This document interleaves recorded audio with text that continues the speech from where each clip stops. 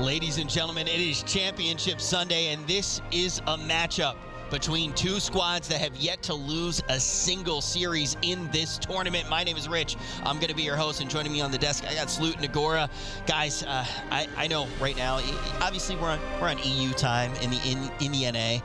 I was a little bit tired, but nothing wakes me up like a boulder straight to the face. I'm super excited now headed into this match, Ted. Yes. Nice.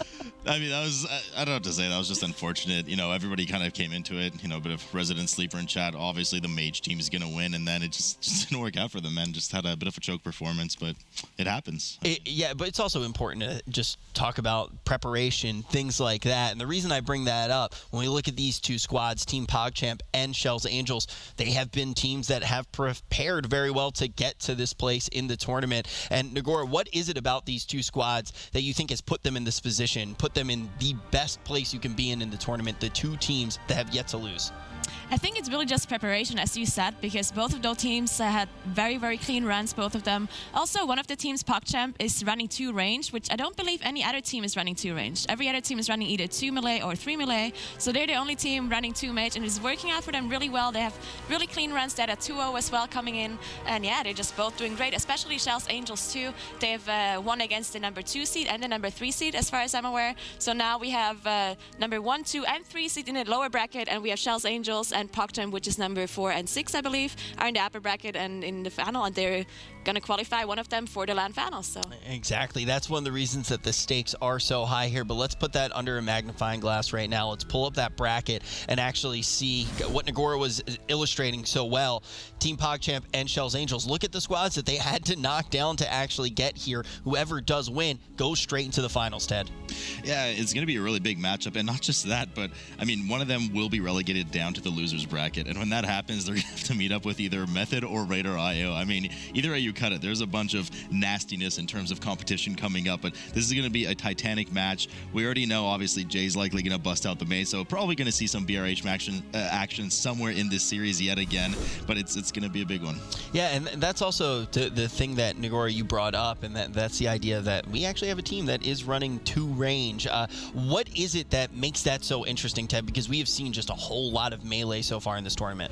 One thing that we mentioned, which usually isn't too big of a deal, but if we're trying to kind of pick hairs about this, then we have to talk about the fact that they have a Warlock and a Mage, so they have the strength in BRH and in Arcway, and you can kind of sometimes slightly counter a bit, with the Volcanic, you'll displace 2 range obviously much more often than the melee, so that's something to think about. I mean, is it so grueling as to throw Bursting and Grievous towards a 4 DPS comp? No, but it's still something that can work in their favor, so teams have to approach mentality against Team PogChamp perhaps just a bit differently than the other teams. We've already seen, though, the classes aren't going to be able to do everything. Preparation is key, but we're ready to jump into our first map of this series. Keep in mind how high the stakes are. Yes, we are in the upper portion of the bracket. Yes, both of these teams will stay in the tournament. The loser drops to the lower portion of the bracket, but the winner has that guarantee of going to the final, and the implications of that are massive. Casters, let's jump straight into it.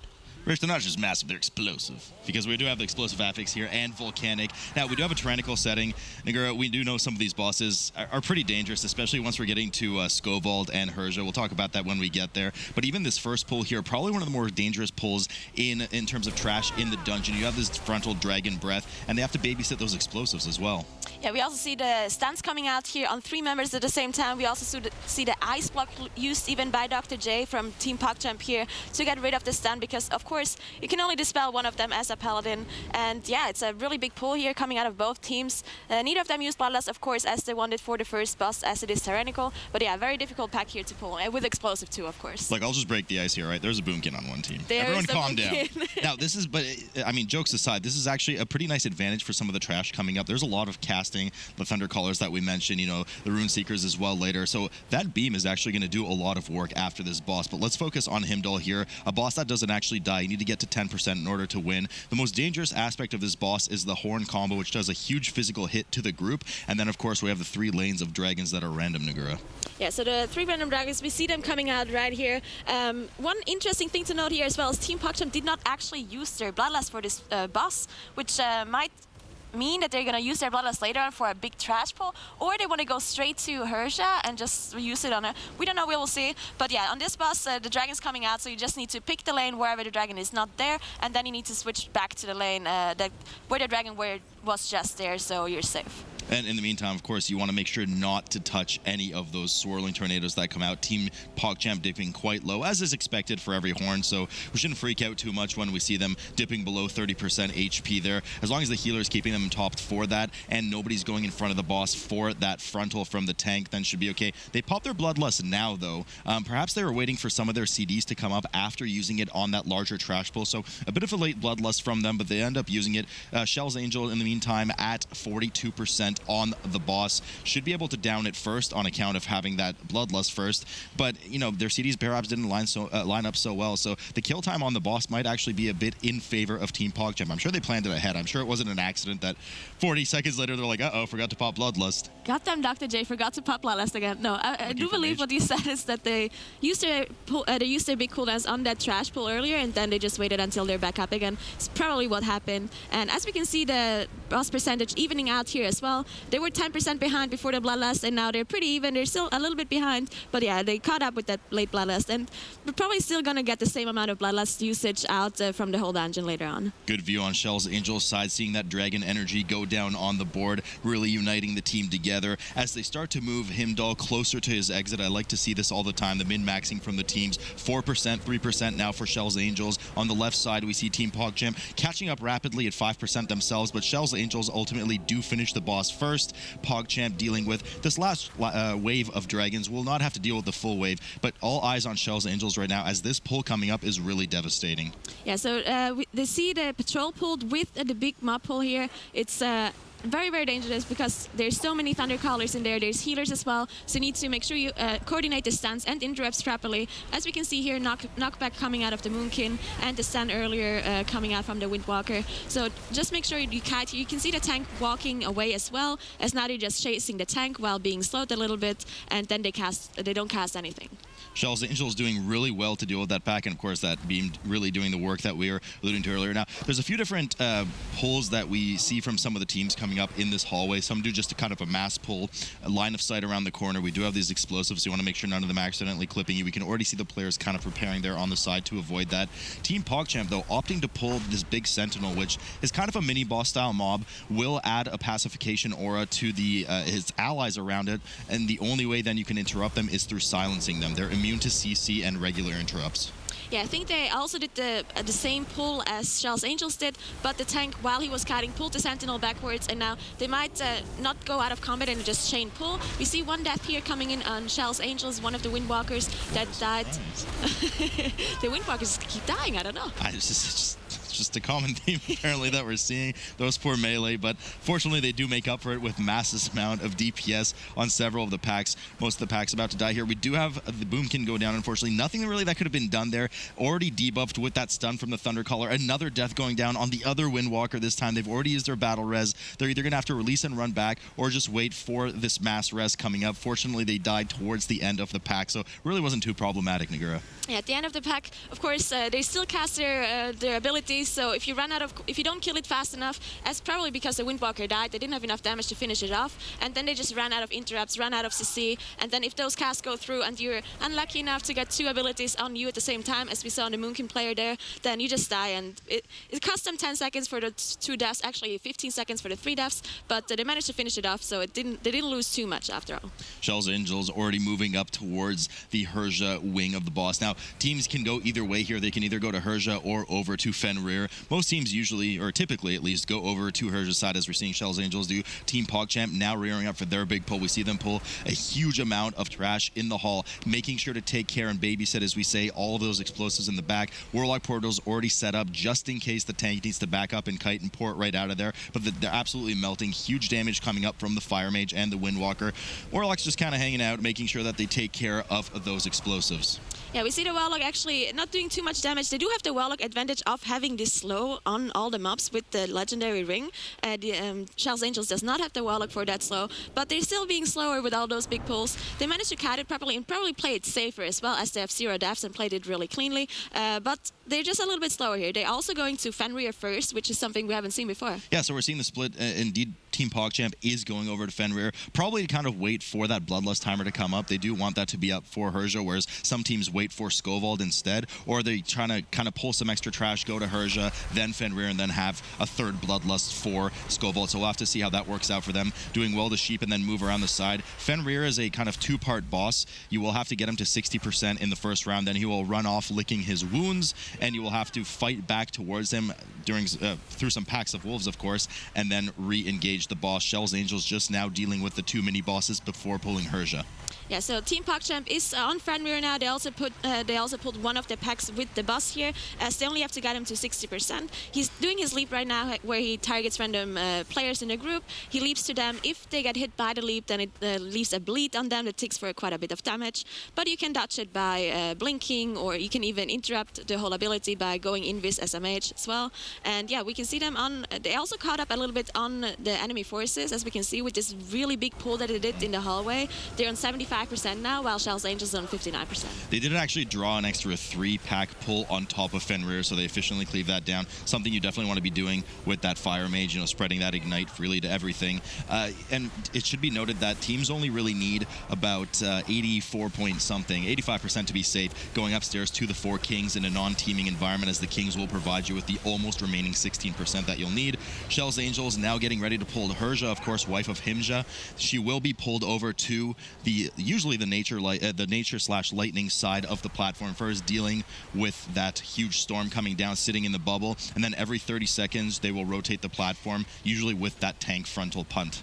Yeah, it's actually very risky for them to pull this boss without their Bloodlust, as it is on 2 minutes and 40 seconds still. So probably not going to get up for this boss, and maybe at the very, very end. They also have 0 battle rests here. So very risky for them to pull this boss already, as it is tyrannical. And it is a very difficult boss. You can be unlucky, get multiple abilities on the same player, and just does a lot of damage, especially if you run out of cooldowns at some point. I believe the first and I think the third bounce of that kind of AoE holy damage that she does on the holy side does go to the highest health player at that point. Unfortunately, the Boomkin, not sure if they want bear form, Nagura. We're going to have to check in on that later, but the Boomkin does get smacked there. Nothing they can do about it. He got the combo. Nothing they could do about it, unfortunately, in terms of battle resing. It is down. Now, battle res should be up in maybe about a minute based on that timer right there. So I think they must just try to stick it out with the 4 DPS and get the res up as soon as they can, moving back over to the lightning side. Of course, on the left side of the screen, Team PogChamp now has re-engaged Fenrir for the remaining second phase of the fight. The only difference in this phase is that he will summon these 3 wolves, as we're seeing on the screen right now. You just pretty much grab them on top of the boss and cleave them. Should be no problem for the Fire Mage and the Windwalker to deal with. Yeah, we also see 1 death that happened on Team PogChamp's side here, so they're also on 0 battle rests. It will be back up soon for them. Of course, they are 5 people on Fenrir, so they should be a lot faster on Fenrir than Kjell's Angels is on Herja, especially with this 1 death. They're formatting this fight for a really long time now. It's Herja still on 50%. They're gonna get Bloodlust still only in 1 minute, so still pretty a long time away for this Bloodlust. And the longer you have to do this fight, the more difficult it's going to be, as we see the Monk almost dying there, dropping to 3% HP, because at some point you just run out of defensive cooldowns, you run out of anything to use for these very dangerous combos of the Expel Light and the Arcane Bolts coming in. Yeah, so they do get the res up right away. The moment it comes up, the Boomkin comes right up. Herja, of course, playing ping pong with that unfortunate DK tank back and forth to either side. Happens every 30 seconds. No problem for the DK, though. You will have AMS, Anti-Magic Shell available every other punt, and likely at this level of gear, you'll have Vamp Blood available, so they should be able to take that really massive hit as long as the other players are getting out of the way, making sure not to get clipped. PogChamp now also has their battle res available, but they don't need it just yet. Hopefully they won't need it in the future for their sake, but we'll have to see. Fenrir down sub 10% as he does 1 more leap around and applies another set of bleed to the players. Yeah, so when Fenrir is about to go down, I think they can just go straight to Herja, pulling the last trash that they have in Herja's room and pulling the 2 mini bosses. Then they will have their Bloodlust ready, and they will also have 1 battle rest. We see 1 death, actually 2 deaths here on Kjell's Angels, as the boss is on 20%. They don't have any rests left, so I'm not sure if they can finish off this boss here. Oh yeah, I mean that's looking really bad for Kjell's Angels. It's kind of it's a tough call right now because she does look like she's really low percent, but this is a tyrannical setting. That's a lot of health that they still need to chew through there. So they might opt to fish it off. I guess they are. They do pop the Bloodlust for those 3 players, and they're just going to try to finish off Herja with 3. A huge amount of time lost as Team PogChamp is getting ready to work their way back towards this very area right now.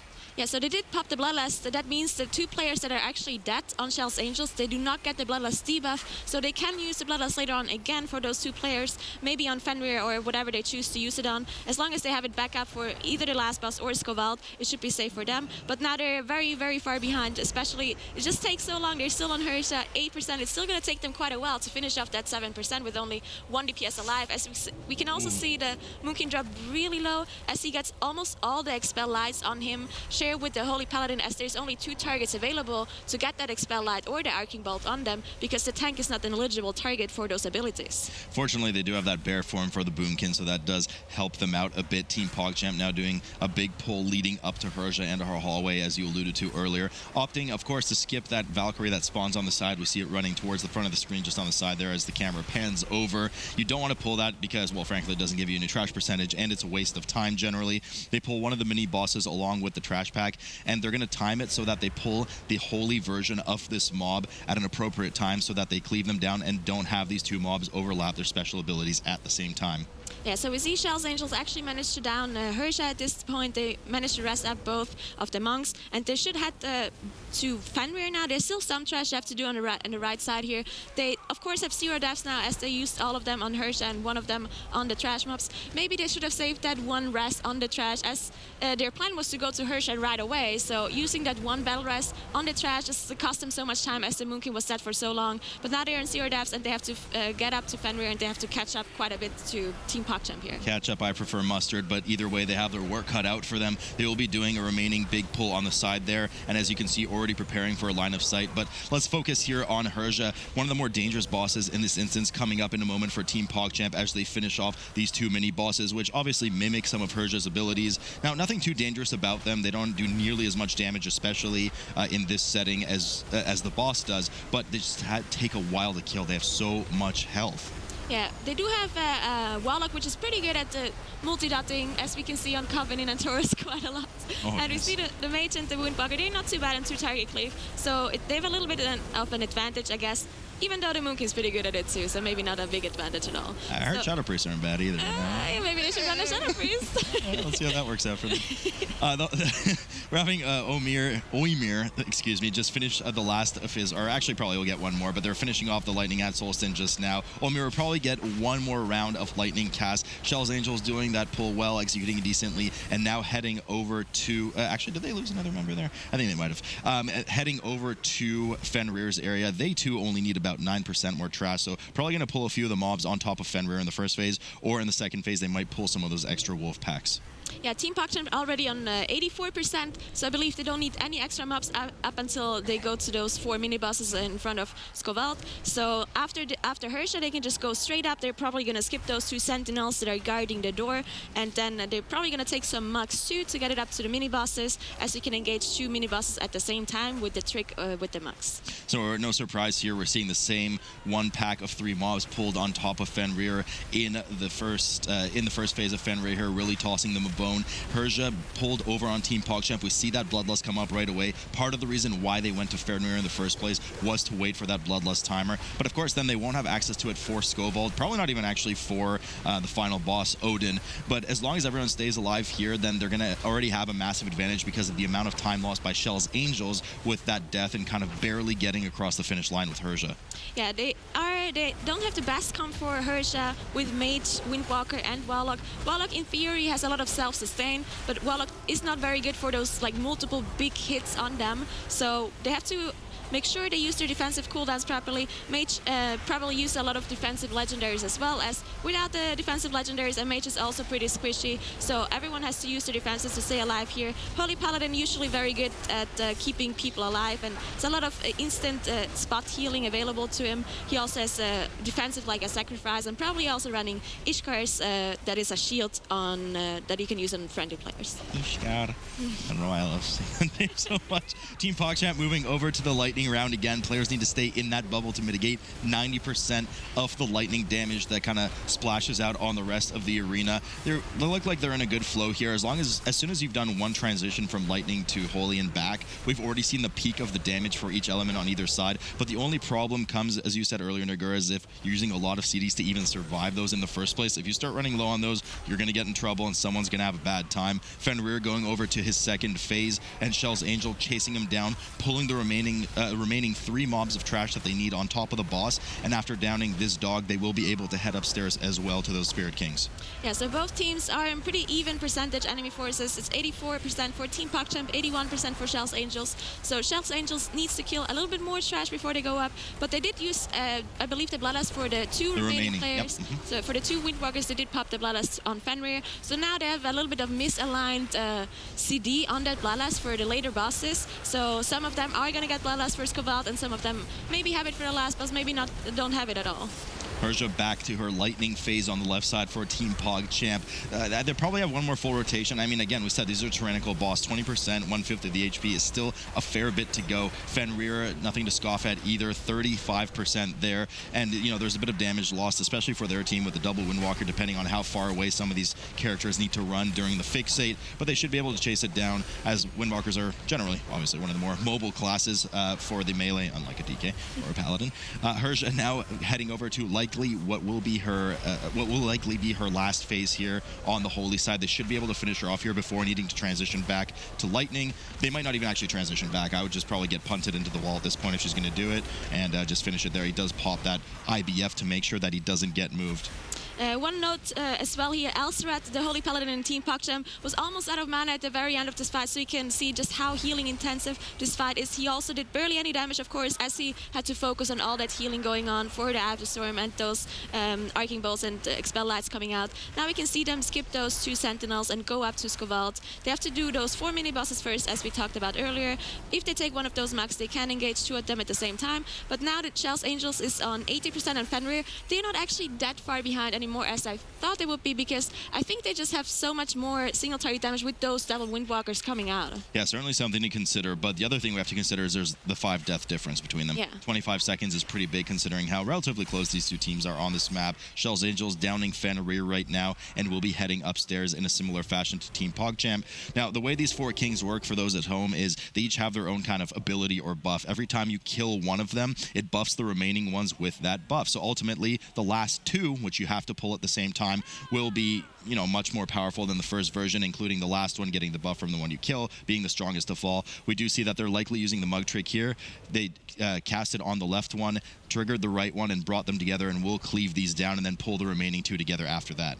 Yeah, so at the very end, one of the 2 will have the Wicked Dagger ability, of course, and it actually does a lot of damage, as we saw in another match, I think in the APEC weekend, I believe.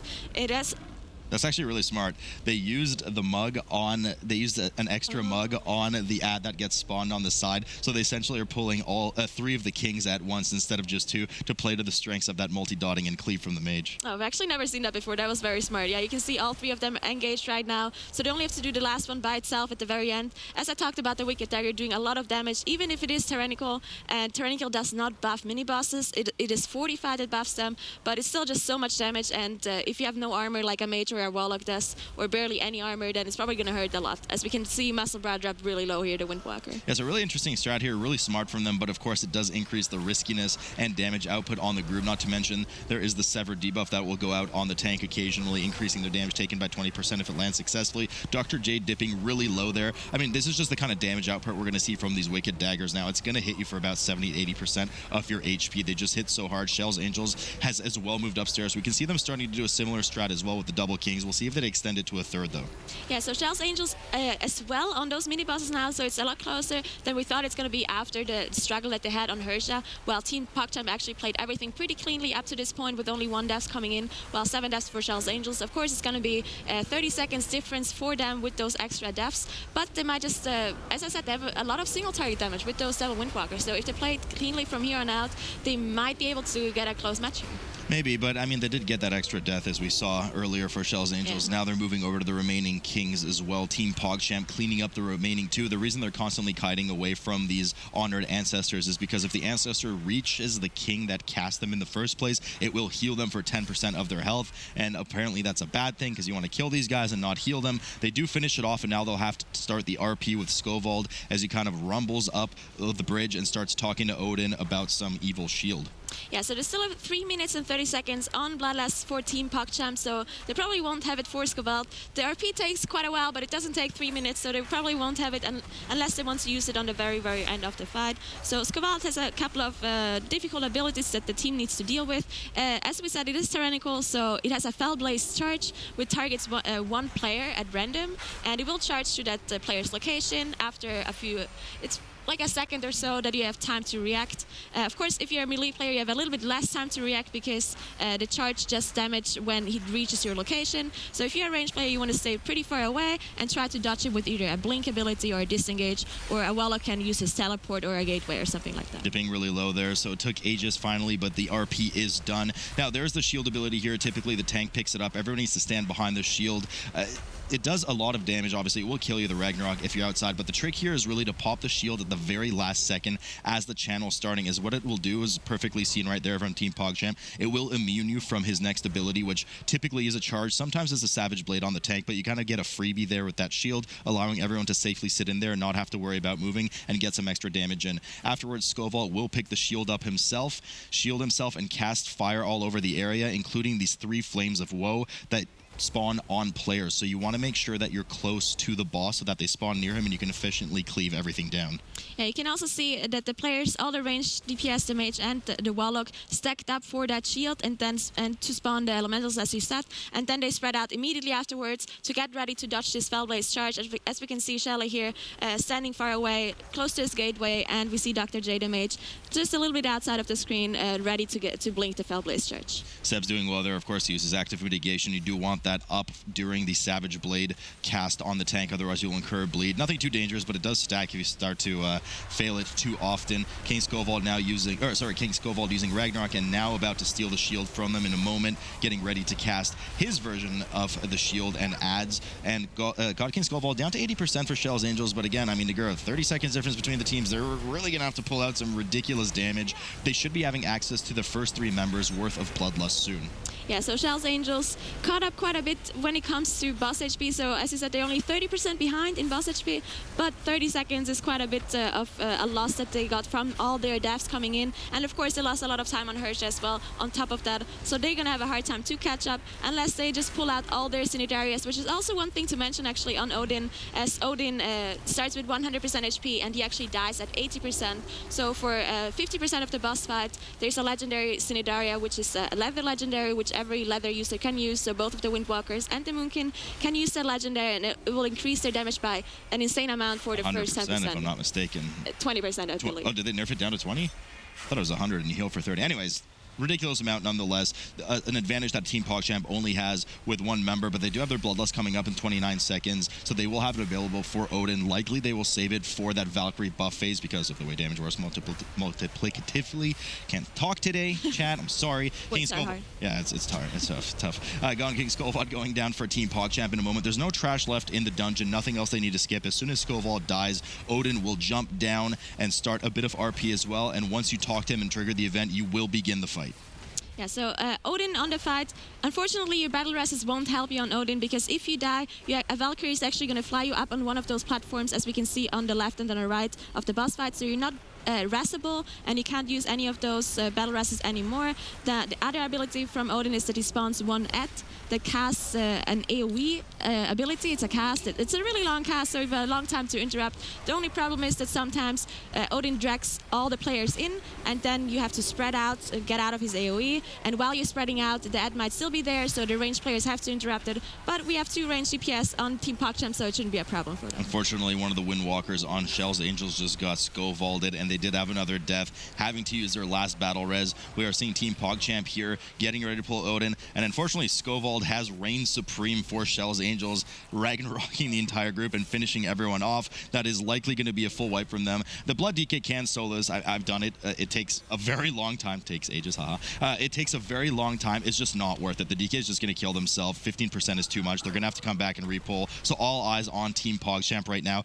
as they have started the Odin encounter. About 30 to 40 seconds in this encounter, he will match a rune on top of the player's heads with a different color, and they'll have to run to the appropriate rune on the floor that we see around the rest of the room, and it'll be very tough because I'm horrible with symbol identification, but as soon as they do that, they get a substantial, I believe, 50% damage and healing buff for 30 seconds, likely what we'll see them use Bloodlust on. Yeah, so they saved their Lalas for that exact moment. We also see those balls coming out from the spears. There's one ability called Shatter Spear. It does actually quite a bit of AoE damage to the whole group once they explode, so people have to be careful, especially as it is tyrannical, but they're doing a really good job so far, and the boss, all got the buffs now, as you can see those wings coming out of the players, and they use the Bloodlust as well, so they're dropping the boss below 90%, and we're just going to see the boss melt from here. Yeah, as soon as he gets to, I believe, 80.5%, 81%, something like that, he will die. Kind of similar to Helia. You never actually kill Helia because, well, she's a boss later. Spoilers.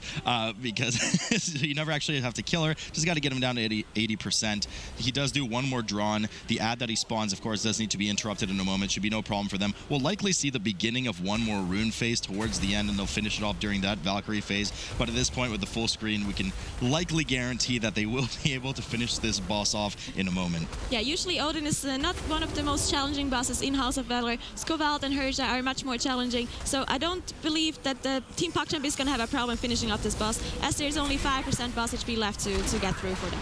They run over to the runes and pick up the second round of Valkyrie buffs, getting ready to get that increased 50% damage on Odin and finish him off.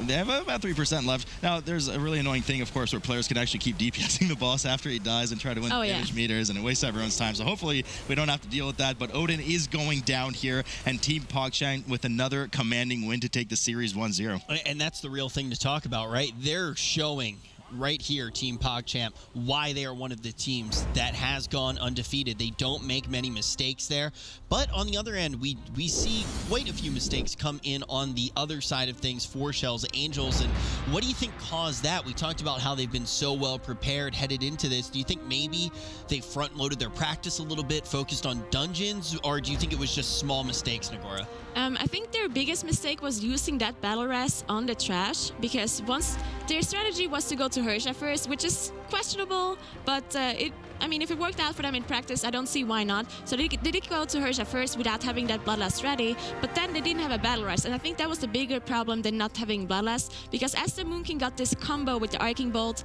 and the Expel at the same time, he just got one shot. I'm pretty sure he did go bare form, but it's just so much damage coming in from those two abilities at the same time.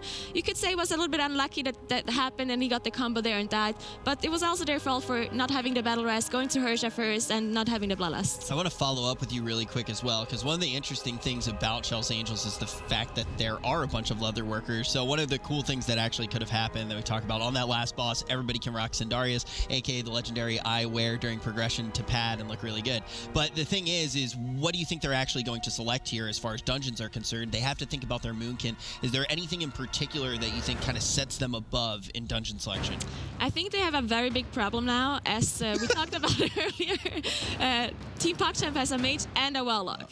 So the map pool 3 is very, very good for Team PogChamp. They have Black Occult and they have Arcway, so they can't pick either of those dungeons, because if they pick Arcway, then the other team has the advantage with the brand, with the Den Slave, and if they pick Black Occult, then they have a disadvantage again because of the mage. So they have to pick something that is not Arcway or Black Occult. All right, well guys, we're going to be jumping to a quick break. When we return, we are going to see PogChamp versus Kjell's Angels. The map pools may be influential here. Kjell's Angels will have the pick. What will they find that will give them the advantage and allow them to attempt to extend this to a third game? We will find out right after this quick break.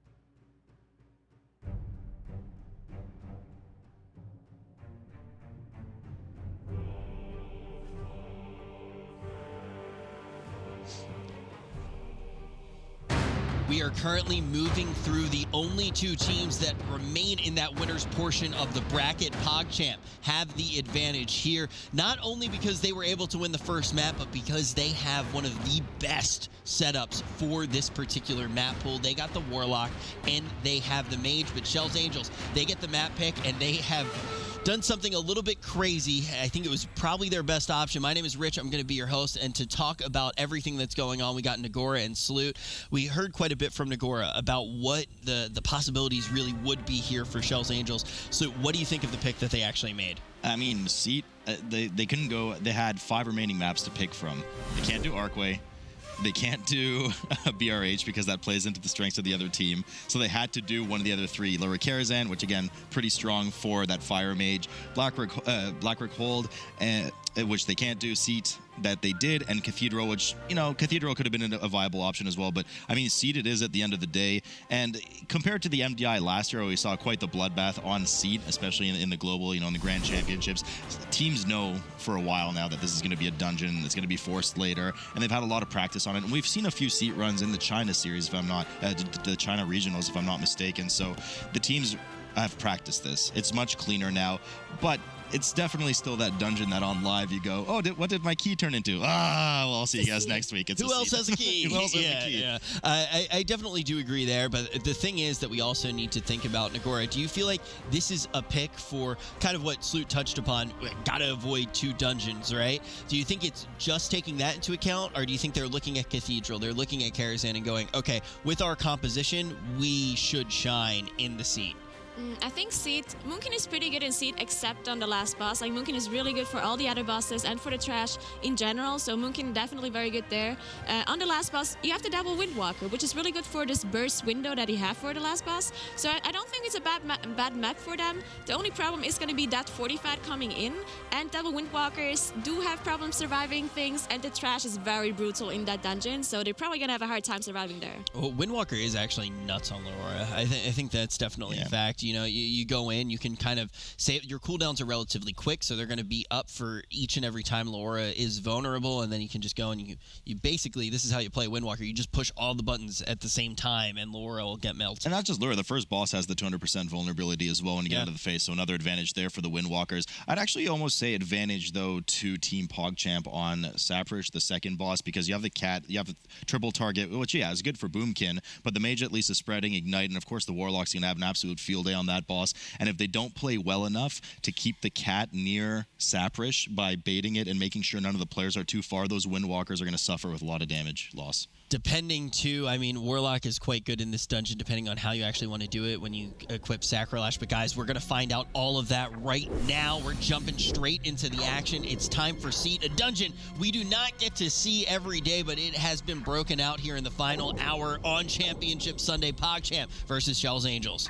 I was just about to have a seat, but so I think right off the bat, which we typically see teams do, is just massive pull. Run straight to the middle. Blood DK is going to AoE grip everything. Everyone's going to go as crazy as possible on damage. We already see the Bloodlust being busted out on Team PogChamp. Now, what's particularly dangerous about this trash is they have that Dark Withering debuff on the tank, so as soon as they start casting those, which can be cast from a distance, they can't be generally interrupted with a silence. They have to be hard interrupted. The tank will start getting a ton of damage increase taken stacks. You can already see they're kiting away, but they just destroy that pack so quickly, Nagura, that not too much concern for them. Yeah, you need the perfect coordination here coming in for this very big pull, especially, as I said, because the tank is just getting so much damage if you don't coordinate your CC properly. But both teams managed very well. And the one thing to note is that Kjell's Angels did not use their Bloodlust, while Team PogChamp actually did use it. Both of them are on the boss now, I believe. Yeah, both of them. Kjell's Angels are actually pulling the boss with the blobs, while Team PogChamp is pulling the blobs by themselves without the boss. Yeah, so usually you see what Team PogChamp is doing more. I guess Kjell's Angels is definitely just trying to be more offensive here. It is their map pick, but the problem is now they will constantly have to kind of kite away from these blobs. The reason the blobs are particularly dangerous is they add a really nasty stacking dot to the tank that needs to be frequently dispelled, and it could, within the 8-second dispel CD window that the healer has, it could actually do a substantial amount of damage on top of the damage already coming in from the boss, especially in that fortified setting from the Goose.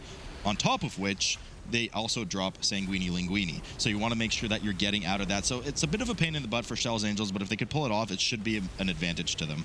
So we see on Kjell's Angel side, one of the Windwalkers already got sent down, as far as I can see. So you get sent down in another realm, pretty much, where you have to kill some ads. They do quite a lot of damage, especially when they die, as they do have an explosion around them while you're downside. They actually use their Bloodlust 2 for the vulnerable phase where the boss gets increased damage taken. The boss dropped really, really low in that phase. It's on 39%. I'm pretty sure they do need one more phase though, as it's still on 38%, and they probably won't be able to kill the boss without that double phase. So they need to wait until someone else gets sent down and the boss gets the damage increase again. Yeah, I mean, it is a 200% damage taken increase for the boss, and the boss's health is of course tuned and scaled appropriately because of that mechanic on the boss. So it's just a huge amount of HP. So the 28% you're seeing on your screen is actually a formidable amount of HP. Team PogChamp now entering their first burn phase. They don't have that Bloodlust available to them, and you can see the teams doing well to kite away from the blobs. Not the same as the trash blobs, but rather the blobs that the boss spawns here.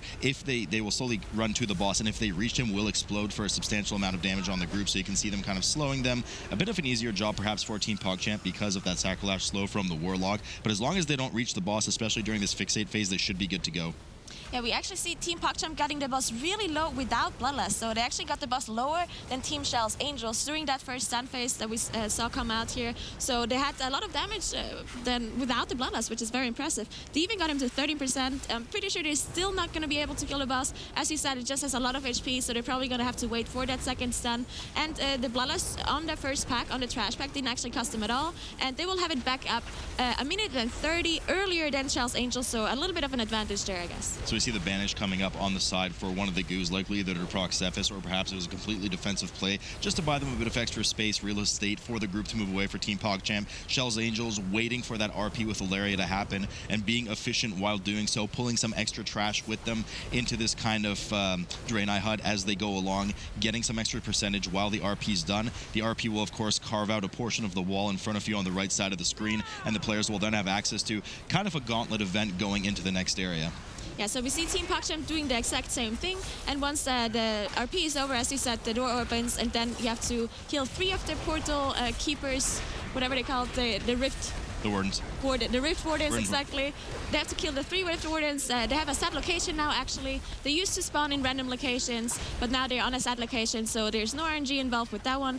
The only RNG that we will see is the Tricksters that do have that also patrol around in stealth. They're not really RNG though, because they always have the same walking pattern. Yeah, you'll likely know you're going to pull one if you're going in a particular direction in the dungeon. I like what Kjell's Angels is doing here. They ran the Resto Druid, the Boomkin ran ahead, pulled some of the trash that is in the way on the way to the next Rift Warden so that they can clear a path early, because the way this works is if you take too long after you kill the first Warden to aggro and start fighting the next Warden, you will, I believe every 20 seconds or so, get some small Shawlings that spawn on you and explode for an area around them, and it's just extra trash that you don't need to kill, doesn't give you percentage, it's just a pain in the butt. So immediately, as I said, you can see Kjell's Angels runs over to the set locations and pulls that second Rift Warden.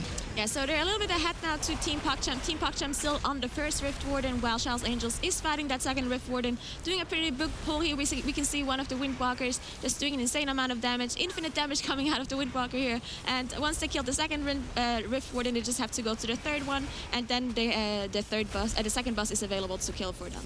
Of course, Dr. J doing his own infinite damage, a lot of damage coming out of that Fire Mage there. They do finish up and immediately start heading over as well to that second Warden. Now, you want to make sure in this dungeon to avoid that kind of void on the ground, because it will buff mobs by 100% damage, if I'm not mistaken, when they step into it. So they're going around the side. 2 deaths coming up for Team PogChamp, unfortunately, though.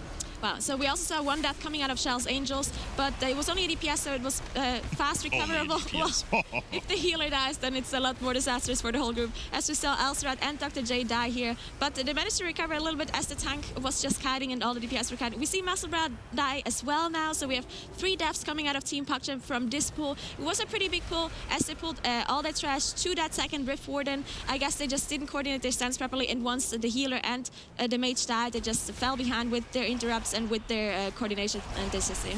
A similar theme to some of the other dungeons we see, such as Moth Souls. This trash is not only really dangerous to the tank, but a lot of residual splash damage onto the group. So right here, you're already seeing Seb kind of run around in circles, keeping the slow up between Sacrolash and, of course, the D&D slow, and really not taking that much damage, but it's the rest of the group that's suffering an immense amount of damage. Dr. J already proccing that Cauterize, so saved them that 5-second death, but won't have that available for a while. We did have a death go down on the healer. They had to battle res. We had a death go down on the Windwalker. What a surprise. They had to run back, and they're still working on the second Warden, while Shell's Angels has already done the big run and grabbed the third Warden. And afterwards, they'll have access to Sacrolash, Saprash, excuse me, the second boss of the dungeon. So, as you said, Shell's Angels on the third Rift Warden. Of course, there is some trash that you need to clear in Saprash's room because, of course, that boss jumps around a lot and you need quite a bit of room, especially because there's a lot of traps on the ground that they need to dodge. So, there's going to be some big pulls that we're going to see coming out from Shell's Angels right after this third Rift Warden, as Team PogChamp is heading to the third Rift Warden now as well. Yeah, I mean, not too different between the two teams right now. I mean, yeah, Team PogChamp definitely a bit behind. They have that one death, but this one Warden compared to the remaining amount of trash, and especially how dangerous some of this trash is leading even up to the third boss, really not a huge difference between them. But what's really going to make or break is how they perform kind of on the second boss and the trash leading up to the third boss. Some of the most dangerous stuff in this instance coming up. Shell's Angels with a huge pull. Beam goes down immediately on the group as well. Yeah, so this big pull is actually quite dangerous, as there's also tricksters patrolling around in this exact area, and there's some stalkers that jump around to people, but they do have a druid with the knockbacks and they have stans coming out, so it should be easy for them. As you can see, they're already really, really low, and we can see an insane amount of damage again coming out of that Windwalker, and of course the Moonking doing a lot of damage as well, and we will see the Moonking, of course, destroying this second boss in a second here. Oh, of course. Moonkin.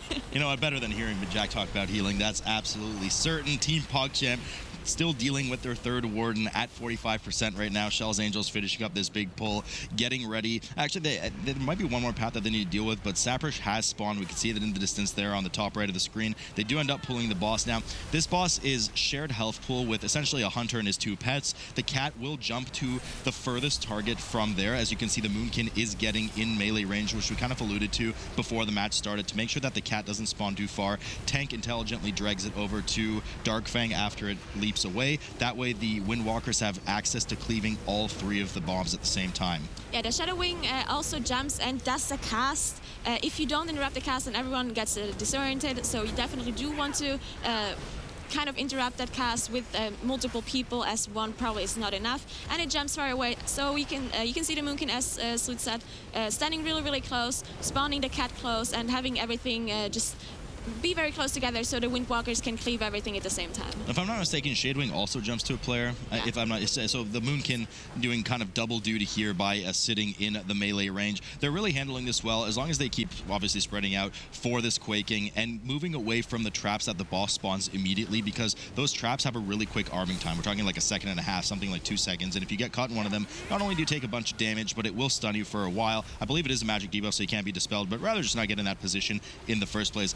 Last mechanic that we have to deal with is there will be some red arrows that appear above the players occasionally. Saprash will charge between all of the players, similar to how Fenrir does in Halls of Valor, but for every person caught in that path, including their target, Saprash will get a stacking damage buff and unleash hell on the tank as a result. Yeah, we also saw the quaking come out here, as usually quaking is not the most difficult affix to deal with, but if everyone needs to be so stacked up on this boss, as you can see, they're doing a really good job spreading out and not cleaving the quaking on anyone else. We also see Team PogChamp doing the exact same pull as Shell's Angels did before, as far as I can see, and I think they actually pulled it. Did they pull with the boss? I don't think I see the boss in that. So what I was looking at too. I don't think the boss is in there. It's just a bunch of trash. Okay. But they have a fair bit more trash now. It doesn't seem like a lot. This 5%, soon to be 6-7, but it's a fair bit of percentage over in this dungeon that requires a lot of percent, just like in Lower Kara, over Shell's Angels. So perhaps a bit of advantage later, or Shell's Angels perhaps has planned for this, because there is a bit of RP after the third boss where they can pull some little ooey gooeys on the side and make sure to kill those. Shell's Angels, though, having no problem downing Saprash and now moving towards the third boss. Yeah, so they're moving towards the third boss. There's quite a bit of trash in that room again, so you need to clear. There's patrols going around, and it's a very dangerous trash as well, as there's those tentacles that fixate on players, do a lot of damage. They can be interrupted, but stuff like Solar Beam, for example, doesn't interrupt it for the full duration of the Solar Beam. It only blanket interrupts one of the casts, and then it will continue casting. You can also stun them, of course, and then later on we're going to see the Orb Weaver and the patrol that is walking through the whole room that spawns that dark matter. As we can see, the Windwalker dying is just an insane amount of damage coming out of these trash groups here. Yeah, and you got the tentacles doing damage to everyone. You got debuffs going out everywhere that kind of draw players in. You want to get away before it explodes. You have the dot doing damage to the tank. The healer is just torn in every which direction, trying to kind of save everyone right now. Ashe does release and starts running back from the checkpoint, which I believe is now at Sapphire, so they shouldn't be too far really catching up. Team PogChamp on the left side of the screen has already engaged with Sappers, down 1/3 of the HP already. Doing really well as well to kind of group everything together, as we mentioned earlier. A lot of splash damage from that Fire Mage coming up and the Windwalker. But we see, as we alluded to, the Warlock is really what's kind of taking over in damage on Sappers. Yeah, of course, the Warlock and the Moonkin multi-dot class is very, very good on Sapphire. But we can see Kjell's Angels actually they dragged the pack up the stairs to not pull the patrol, as I talked about earlier. There's one big patrol with 3 mobs walking through this exact room, and it's a very, very difficult patrol as it spawns that dark matter that you need to swap to immediately. If you don't swap to it, then it's going to explode on the whole group for a lot of damage, probably one-shotting everyone. So very important that you are prepared for this pack and that you don't randomly pull it while you're fighting another trash pack. Especially in a fortified setting in this 23. They are waiting for the patrol to kind of round out and meet the remaining stationary pack. That way they can kind of try to effectively and efficiently cleave everything down together. Once again, Solar Beam probably pretty useful here in this upcoming pack. That Dark Matter, as you mentioned, does do a ton of damage, and you have a pretty small window in order to kill that. So as we alluded to, here is the big pull for Kjell's Angels. Tons of damage going out there with that Grand Shadow Weaver. It's kind of a mini boss style mob. You can't interrupt it often. We have a death going down from the Windwalker, immediately using a battle res because they know how dangerous this pack can be, making sure that the DPS everything they can. But unfortunately, some of the Sanguine goes down on the casters in the back, the Conjurers, and it's just freely healing them up, and they're not getting rid of them. We have the Boomkin go down right now, looking really dire. Another Windwalker going down, and they're just trying to 1 DPS and 1 tank this down. Another Windwalker going down, and right now, if I'm not mistaken, the first Windwalker actually released, all the DPS have released back to their checkpoint, and it's really just the tank and the healer left over. Conjurer sitting in the back, free casting. Viceroy Nazar is laughing at all of them from the stationary middle of the room, and Team PogChamp is slowly catching up, downing Saprish and heading over to this room as well. I really am so shocked that it did this pull, because as I said, this patrol is so dangerous to deal with, and the trash pack by itself with the tentacles is also a difficult trash pack. So I'm really confused on why they pulled those two groups together, and they were obviously doing this on purpose, so as they were waiting for the patrol to meet up with the trash pack, and they pulled everything together. I figured they might use their Bloodlust for it, to have it ready again, maybe for the last boss, but they didn't use their Bloodlust. We saw the Windwalker die immediately, we saw the Dark Matters coming out, we saw the Sanguine come out and just heal everything up, and yeah, I'm not sure what happened. Divine Field going down here again, I don't know what. Yeah, I'm not sure what happened to the tank and the healer on the way back. They might have aggroed something by accident, but either way, another 2 deaths unfortunately going up on the board for Kjell's Angels, as Team PogChamp is now getting ready to deal with the rest of this room. They do head over to the left, pulling 1 pack at a time, keeping it safe. Maybe they just kind of felt the cry of pain from the other team, so they know to take it a bit easier right now.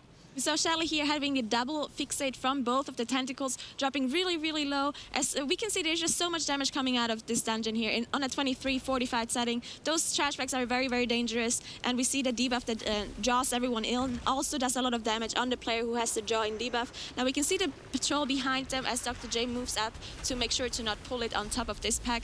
And as I already mentioned sometime, is that Sanguine is an affix that people think is not very dangerous at all. It's like an easy affix to ignore. But if you forget about it, as we can see right here, they had to grip one of the ads out of the Sanguine after the healing for quite a bit. If you just forget about it, then you might actually lose a couple of seconds, or you might actually wipe, because things just heal themselves up and they just cast and don't move out of it. Yeah, so we do see the Shadow Weaver move in. Elsrat goes down, the Holy Paladin, immediately releasing. I don't think they used the res on them. Shella goes down as well, the Warlock, and he releases too. None of the battle res is going up right now. They're trying to kind of 2 DPS, 1 tank this, doing as much damage to finish off what they can, gripping the Conjurer in again. again on top just to make sure it doesn't. Actually, you know what? They might have should have let it die by itself in the back, because by doing that, it forced a sanguine movement on the group. Shell's Angels back to that Shadow Weaver now, and this pack just really causing a lot of problems for both groups. The Dark Matter here, they won't be able to kill it, as you just saw, but Dr. J had his Ice Block available. We saw Musclebra die because they only had 2 DPS left. Actually, it was only 1 DPS left, and Dr. J just arrived from being dead. So Dr. J had to use his Ice Block to survive that Dark Matter. Now he needs to line of sight. As you can see, another Dark Matter coming out here as they cast the Collapse. They just do not have enough damage to kill off those Dark Matters with not all 3 damage dealers are alive. So we can see the people just line of sighting it and trying to deal with this that way. I mean, that damage really matters. Shell's Angels getting ready now to pull Viceroy. They finally dealt with the rest of the trash, unfortunately incurring like 7 deaths on the pack because they had the full wipe plus the unfortunate 2 deaths on the way back. Team PogChamp looking like they're stabilized. Shella dipping so low and unfortunately losing the Warlock again. Team PogChamp, he does release. They really want to hold on to these battle reses, being very stingy about it. And we do have a bit of a DC looking like on Shell's Angels, so they're kind of waiting for that to stabilize, get online before pulling the boss. But just, I mean, it's just a nightmare over here for Team PogChamp. Windwalker goes down as well again. We're left with Dr. J, who procs that Cauterize, Holy Paladin, and their Blood DK Sebs, just kind of slowly, forever kiting this pack because it just won't die. The DPS keep dying and having to run back. Yeah, this is a very unfortunate pull. I actually think they pulled this patrol on accident while they were fighting the other pack. Unfortunately, they were not ready for this pack and they just kept wiping. Maybe it would have been a better choice to just immediately reset and just put a Paladin down and just try it again. As we can see, everyone dying here again with, I believe, the Dark Matter exploding again, not having enough damage. Just missing a little bit of that damage on that Dark Matter as it spawns out of the patrol. You need to save all of your resources, save everything to nuke the Dark Matter down within a couple of seconds, else you just die, as we can see here. Yeah, we can see just how dangerous that pack is on Fortified as Team PogChamp kind of recollects themselves and heads back over. Shell's Angels looks like they're back to full strength as they wait for Ash to get back to the group, and we'll be pulling Viceroy momentarily. I mean, Team PogChamp once again aggroing the pack. The Shadow Weaver, they actually never ended up wiping the full wipe. The tank managed to stay alive, which, you know, at this point is fortunate for them because they worked so hard to finally down it. Looks like they'd be able to. Muscle Bra, unfortunately, does go down again. Shell's Angels, though, has finally pulled Viceroy. So now maybe their monk actually deceived while they did this big pull. Maybe that's why they ended up wiping. Maybe it was their plan and it worked out fine in practice. And it's unfortunate that one of their monk deceived, but they managed to get him back in. And now they pulled the third boss here. And this boss does have a couple of difficult mechanics, especially if you don't have very many DPS to deal with those tentacles, as there's 3 tentacles that spawn in a pretty much random location in his room. It's not depending on his position or on player's position. It's just completely random where they spawn. So sometimes you can get lucky and they all spawn close to the boss. So melees like Windwalkers can cleave them down. Nobody interrupted the AoE Fear. Oh, no. Unfortunately, nobody dies, but that's bad. Yeah. That AoE Fear hits every 15 seconds. It could easily be one of the melee or the tank's responsibility. He also cast that Dark Blast, which is the only way to move him by interrupting that blast. So you want to save an interrupt for the Dark Blast, see where the tentacles spawn, have somebody interrupt that, and then have always the tank or one other melee always be on Howling Terror watch, making sure you interrupt them. Fortunate spawn here for the tentacles. There's a third interrupt as well that, of course, that they need. When the boss reaches 100 energy, okay, got it that time. When the boss reaches 100 energy, he will spawn 2 ethereals, as we saw on the side. DK can grip one to the other, and they need to DPS them down within 10 seconds to break the invulnerability shield on the boss and interrupt his one-shot ability cast. Otherwise, well, they'll get one shot and die. We also see the force coming out here, which is just a drawback. Oh, that was a very unfortunate timing with that quaking. They were all cleaving each other. You see, that might just be a full team wipe here coming out of them, as they have the battle res for the Holy Paladin, but they don't have a res for the second Windwalker monk here. That was just very unfortunate for them, as they were all stacking up for that drawback, because the closer you stand on the boss, we see the other Windwalker dying here too. This might just be a wipe for them. And the quaking coming out at the same time while they were all stuck. Viceroy Nizar having none of it and finishing off the rest of the group as the DK stays alive for just a bit longer. Shell's Angels with a full wipe hat, still having 3% for some of the trash left on the board, which we do know that they can kind of pull some goos on the side once they get to the RP, but they have to kill the boss first in order to do that. Team PogChamp looking like they're moving along well with Nizar. Now, a bit of an advantage here for them in order to combat some of that poor tentacle spawn RNG. They do have the double range, a bit more favorable, of course, for the Warlock, who could multi-dot rather than the Fire Mage, who can't really effectively cleave to a lot of them depending on where they spawn. Yeah, so we see Team PogChamp on this boss now as well. Hopefully, I mean, they were behind this whole time, but now that they have the full team wipe on Kjell's Angel side, they might actually be able to catch up. The deaths are also, they were pretty even as well. It was 11 to 11 deaths, but now 17 deaths for Kjell's Angels and only 11 deaths for Team PogChamp. So they're actually ahead at this point, and they have, as you said, the 100% enemy forces. So after this boss, they can just go straight to Lura. I'm unfortunately having to start to get horrible flashbacks to last year's Seed of the Triumvirate in the grand finals, but it's not gotten to that level just yet. But for Team PogChamp, you know, they very stingily held on to a lot of their battle reses during trash. They still have all 3 of them available. You know, if they don't use them by the end of the dungeon, then you can kind of argue perhaps they were a waste. Perhaps they could have gotten that trash better, but better be safe than sorry is their approach here as Viceroy Nazar approaches 38% health and starts his next Entropic Force pushback. This one will push you harder and harder the longer the cast is. A bit similar, but also different from Dresseron in DHT. Yeah, Dresseron does have the same or a similar pushback. The closer you are to the boss, the less of a pushback you get. But on this boss here, the pushback just increases over time pretty much. It pushes you back further and further the longer the ability cast goes on. And there's also a zone outside on the edges of the room that, as we can see right here, that purple zone on the side. It gets closer and closer the longer you're fighting the boss. So with the pushback, you have to make sure that you position the boss properly to as close as possible to one of those sides, one of the edges of the purple zone, and then the rest of the group just stands on the right of him and tries to not get pushed into the zone at all. Viceroy now down to 8% health, about to go down for Team PogChamp. Kjell's Angel still working on it. Once again, back down to 40% for the second time. Unfortunately, they did have that lower percent wipe. PogChamp downing Nazar. They've already killed all their trash percentage, though, so now they're going to kind of have to inefficiently sit here waiting for the RP at the door. They really could have calculated this a bit better, perhaps gotten to the actually even low 90s or mid 90s and killed some of the trash to get closer to 100%, leading into Lura's room. Yeah, I can just think about Skyline D that did this dungeon in the final. They did so well, like they walked through it and it looked so easy when we watched them. They had like 2 deaths or something. Yeah, we watched them do this dungeon on 24. This is, by the way, 23 and not 24. In the final, you have to play this dungeon on 24 actually. And we saw the Chinese final where both of the teams actually played really cleanly and they just walked through the dungeon, and probably everyone watching them thought, oh my god, this is so easy. But now, as we can see here with Team PogChamp and Kjell's Angels, and both of them are really good teams, of course, as they were undefeated, both of them, until just now. As we see them struggle in this very third boss room, just the trash is so devastating. Yeah, it's really dangerous, the trash in this dungeon. We said it before the dungeon, we said it during, we'll say it again after, we'll say it before next time, because we do have to play at 24 at some point today, and that'll be interesting to see. Kjell's Angels, though, finally downing the Viceroy, the third boss, and also getting ready for their RP. They have 3% left right now, but they are waiting for the RP. I believe these 2 wardens, the greater wardens rather, so these are a bit different than the ones we saw at trash. These ones do actually have some percentage associated with them as well. Yeah, so we see them kill those 2 last mobs here on Team PogChamp side, and they have to interrupt them. They're actually cleaving them down at the same time. Sometimes you want to focus one of them and not the other to have less interrupts pretty much and have less fragments coming out. All right, guys. So we're going to have to do a quick little replay. Bug actually went down. Not sure if you guys caught it. We want to make sure that we can get that replay in so this actual map is completely kosher. And right now, we're just going to completely scrub that. We're going to start over, but we're going to get to talk just a little bit before we jump back into that dungeon, see it again. Now we had a little bit of a preview, and the first thing that I want to ask Nagora, did this seem like the right pick? Because obviously, even before that bug did come in, we saw Kjell's Angels struggle just a little bit.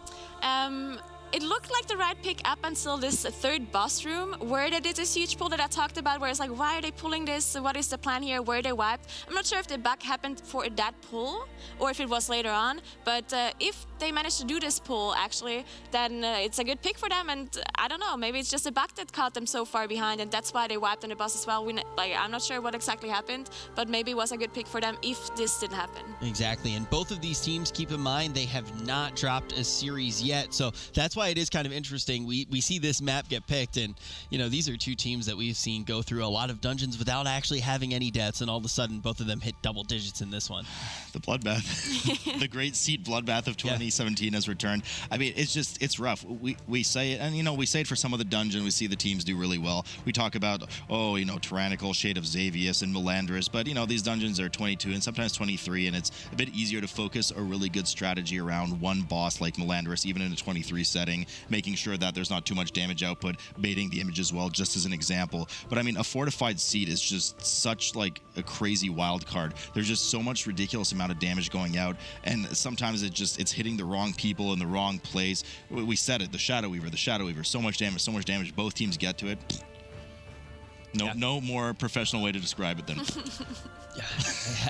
I have that moment so often on the desk where I'm like, I don't think there's any more professional way I can say put it that. any better myself. Right. But I think the main thing to notice, though, is even with all those deaths that we did see come in, these are some of the best seats that we really have seen. It is a very tough dungeon to run. Are they, though? Because I think Nagura made a really good point. I mean, China Series had, I think, 2 seats played during their regional, 2 or 3, and they did, exceptional. We're talking, Skyline D went, breezed through that. They had a stealth plan for all of the Wardens. I think they had 2 or 3 deaths. I mean, we saw, and even the team that they were playing had a relatively clean pull. I think that they lost the map in the end, of course. But both teams, I mean, they looked a lot better than what we just saw. Yeah, wait, what round did we actually see that one come in? Because that was one of the maps that we kind of knew was going to happen, right? Well, forcibly there was the 24, of course. Yeah, but we had selections before that as well in round 2. Okay, yeah, so that definitely is something to note. I was getting maybe a little carried away with myself, just looking at this and being like, hey, it's not that bad. It's not that bad. A couple deaths here and there, never hurt anybody. Yeah, right. But I think at the end of the day, definitely the right pick if you want to kind of put the other team on the back foot to a certain degree, because you're trying to, if you guys are just tuned into the series right now, one of the main reasons that we most likely did see Seat get locked in, it is Kjell's Angels pick for this map, and PogChamp in this particular map pool, having both the Warlock and the Mage, has 2 very strong dungeons in Blackrock Hold and the Archway. So you need to stay away from those, and your options are relatively limited. I believe the other choices you would have, it's Seat, Cathedral, and then Lower Karazhan. Yeah, so the main thing is by picking this, it's like, okay, maybe it's not as practice is one thing that we've talked about quite a bit, and maybe it also plays into having 2 monks and also having that Moonkin. But we've talked about, okay, maybe it isn't the cleanest. I got carried away. I thought it was kind of clean, but for multiple deaths. Maybe for you, but yeah, for me, oh my, did they completely, wow, that would be absolutely crazy for me. Trust me, Jax had to run plenty of seats with me. But the thing is where do you think the cleaning can come now that they're both going to be doing this again? We have a full remake. Nagura, is there anything in particular? You already talked a little bit about that one pool that comes in. Let's say that is reactionary to the bug that happened. Where else earlier in the dungeon do you think there could be improvements? I think there's going to be some improvements coming out of Team PogChamp, because usually if you play a dungeon for the second time, as we can see in live servers too, if you do, let's say a 24 Alpha Star and then you get a 25 key out of that 24, then you're just more comfortable, the pulls that you want to do, and everything just feels better because you just did the dungeon. So I feel like PogChamp, and actually the other team as well, might just be more comfortable in general with the pulls and with everything coming in. We're probably going to see less steps as well from Team PogChamp too. Of course, the bug unfortunate for Kjell's Angels, but we're probably going to see less steps out of Team PogChamp too. And as we said, in the finals, it's the starting map for the finals, so it's 24 seat as the starting map picked by Blizzard, and usually teams should practice this dungeon, but a lot of teams are like, oh, if I'm in the final, then I qualified for the LAN already, right? Of course you want to be first seed and not second seed, but it's probably less of a priority for most teams because they just want to get into the LAN, right? So maybe they don't focus their attention too much to that seed, and that's why some of the teams don't look so good. So I think it's a pretty big, it's a nice pick by Team Kjell's Angels. Yeah, and that's kind of one of the reasons too where I was saying that it was so much cleaner, because if you compare it to the first MDI, teams were basically first of all, the dungeon was a lot newer too. Yeah. That was the other thing to take into account, and then the same mentality kind of comes in where it's like, well, if I make it here, I'm already going to be making it to that final, so and then they would go into seat, and I think it would be something closer to 40, 50 deaths. But guys, I want to reiterate one more time, we are having a remake The reason that we are having the remake is because of an in-game bug. That is what happened. It has nothing to do with the players here, and we want to make sure that they are on an even and fair playing field, because this is a very high-stakes matchup. This matchup is going to determine who goes to the finals, as you already said, and we're ready to jump into it. Let's see if Team PogChamp's going to be able to do it with the quick 2-0, or if Kjell's Angels on their map pick will be able to rally and bring this to a map number 3. The remake starts right now. Fancy meeting you here in the same dungeon yet again, Nagura. But we'll so, I think based on the first match, we can kind of guess the direction the teams are going. Right away, we see the same big pull coming out of both teams. AoE grip to the middle. A lot of damage that will come in on the tank. It really just comes down to can they kill the pack off before the tank dies. Both teams proved last time that they can. Huge damage coming in from the Windwalkers. Huge, super huge, infinite damage coming in from Dr. J. No bloodlust on either side this time. Although we did see it the first time last time on Team PogChamp, but you know what they said? Hey, you know what? Last time we handled it pretty well. We could probably do it without this time. Yeah, so no bloodlust. It's interesting from Team PogChamp. Even though we did mention the last time as well that they weren't actually too far behind on the boss itself, the only thing that actually pulled them behind at the start was that Kjell's Angels pulled the blobs with the boss, while Team PogChamp was pulling the blobs by themselves. As we can see, the same thing happening again. The boss actually got reset by them as they pulled it at the very end of that big trash pull. So now they're waiting for it to respawn and killing the blobs in the meantime. But as you mentioned, Zorel did get pulled for Kjell's Angels along with those blobs on the side that do a fair bit of damage to the tank. Tank, of course, dragging the boss there. Perhaps by accident a bit through that void on the side. You can see the boss's size grow substantially as he runs through any of that void on the ground, gets that temporary buff for 100% damage done. As long as the players are staying away from the fixate, though, it doesn't really matter if he runs through that void. Nothing too dangerous. One of the Windwalkers, Haru, does go down, manages to kill the 10 adds, pops the extra action button, and up they come, popping that bloodlust and doing a ton of damage, 200% increased damage to the boss. Got to make sure that none of those goos reach the boss. Pretty easy to do with the DK, can grip and D&D them out while the rest of the DPS focus on the boss damage. Yeah, we see Team PogChamp also on the boss now. They're not as far in as Kjell's Angels is, of course, as they did not pull the boss with the blobs here. So no one went down yet. They did not get the damage increase on the boss yet, so they didn't pop their bloodlust either yet. One thing to note here on this fight is the Warlock here actually gains quite a bit of damage on the boss while he has the stun. If you keep those blobs up, or at least one of the blobs, for Sepho Secret and for those multi-dots coming out. So we can see the Mage and Muscle Brother Windwalker not actually focusing those blobs too much. They rather just slow them and keep them up for the Warlock. So that's probably why they had so much damage coming out earlier without that bloodlust. Absolutely right. We did see the Banish come out on one of those goos last time. Here comes the bloodlust. Huge damage coming in on Zorol.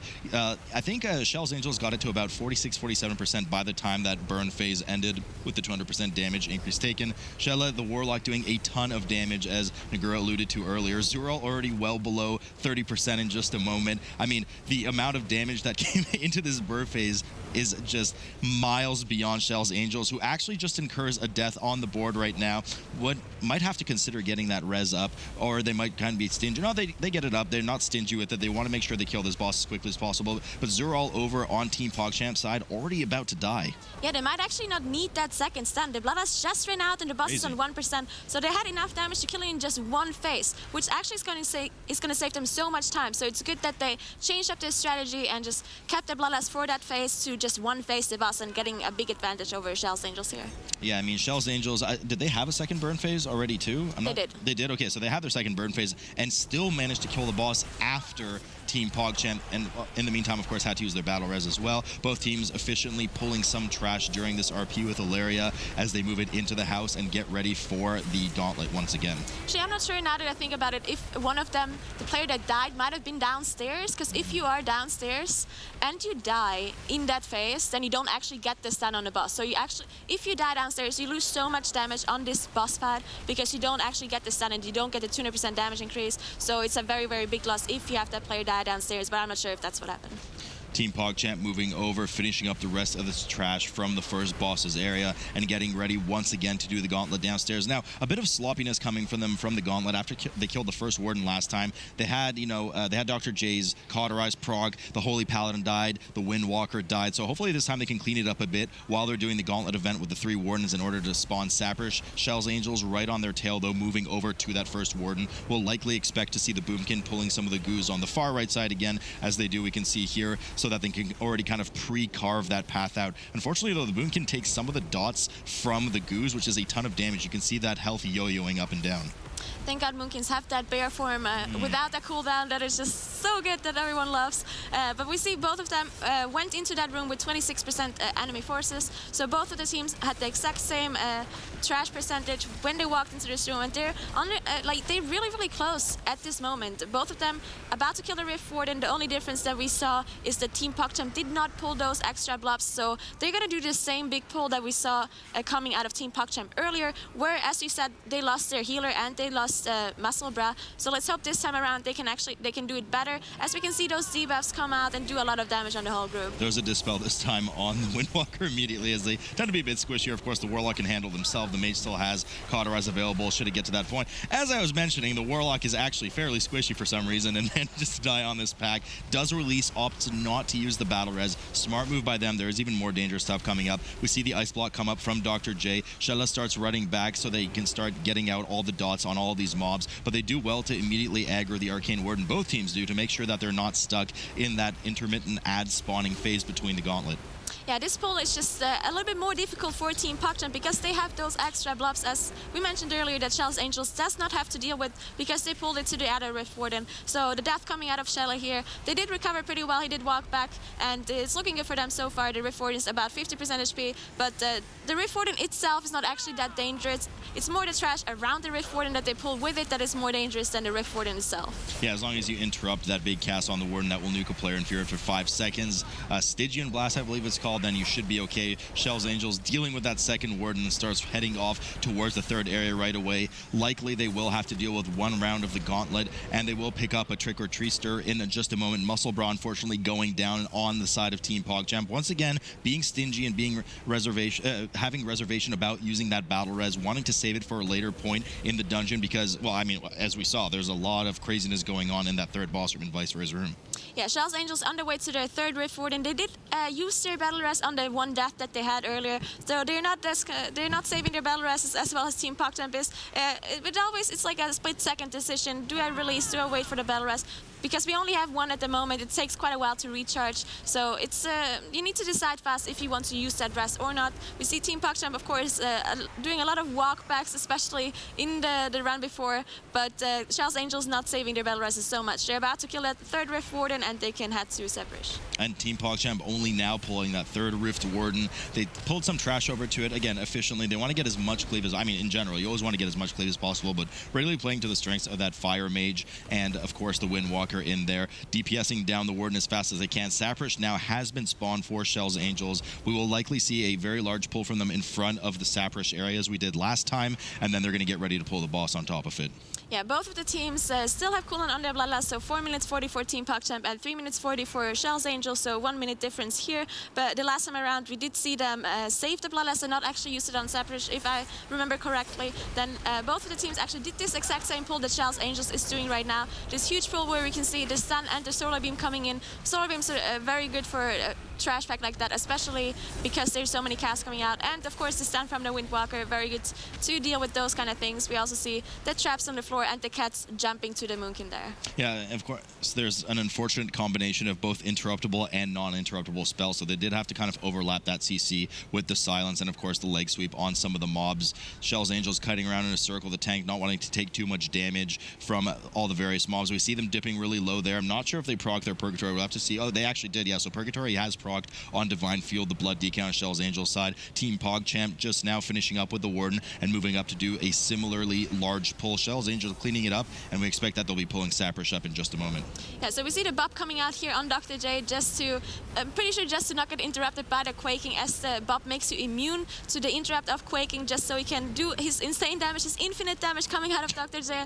And we also see, one thing to mention is here that the tank's doing a really, really good job at not having to deal with that sanguine healing. They're cutting the mobs very well out of that sanguine, constantly cutting backwards. If you just stand still and the mobs die one by one, of course they're not going to die at the exact same time, as the damage is not super even. So if mobs die faster than others, then they're going to drop that sanguini pulls, and that's why you have to cut them, and they're doing a really good job at that. Sanguini panini indeed. And you know, even if you move just a bit too slow, even if you're not stationary, it's really easy to accidentally get a tick or two on those mobs, so you definitely want to be moving around. Kjell's Angels, of course, has already engaged Saprish, doing well once again to make sure that they're not too far, as that cat is feline all over the place, making sure that it pounces not too far so that it's within range of those Windwalkers so that they could get as much DPS right meow as they can. Team PogChamp finishing off the rest of the trash, and also now rearing up for Saprish, as we see in front of their screen on the left.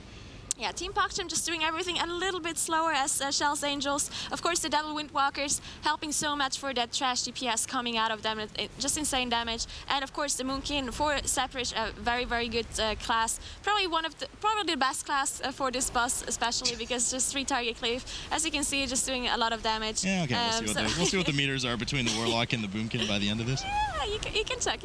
So Team PogChamp just pulled the boss now as well. They're a little bit behind, as I said, just doing everything a little bit slower. They're not really doing it more sloppily or doing different pulls, because as we have seen, the pulls were very, very similar. They did pretty much the exact same thing. Of course, they have 1 more deaths, but still just everything a little bit slower out of Team PogChamp.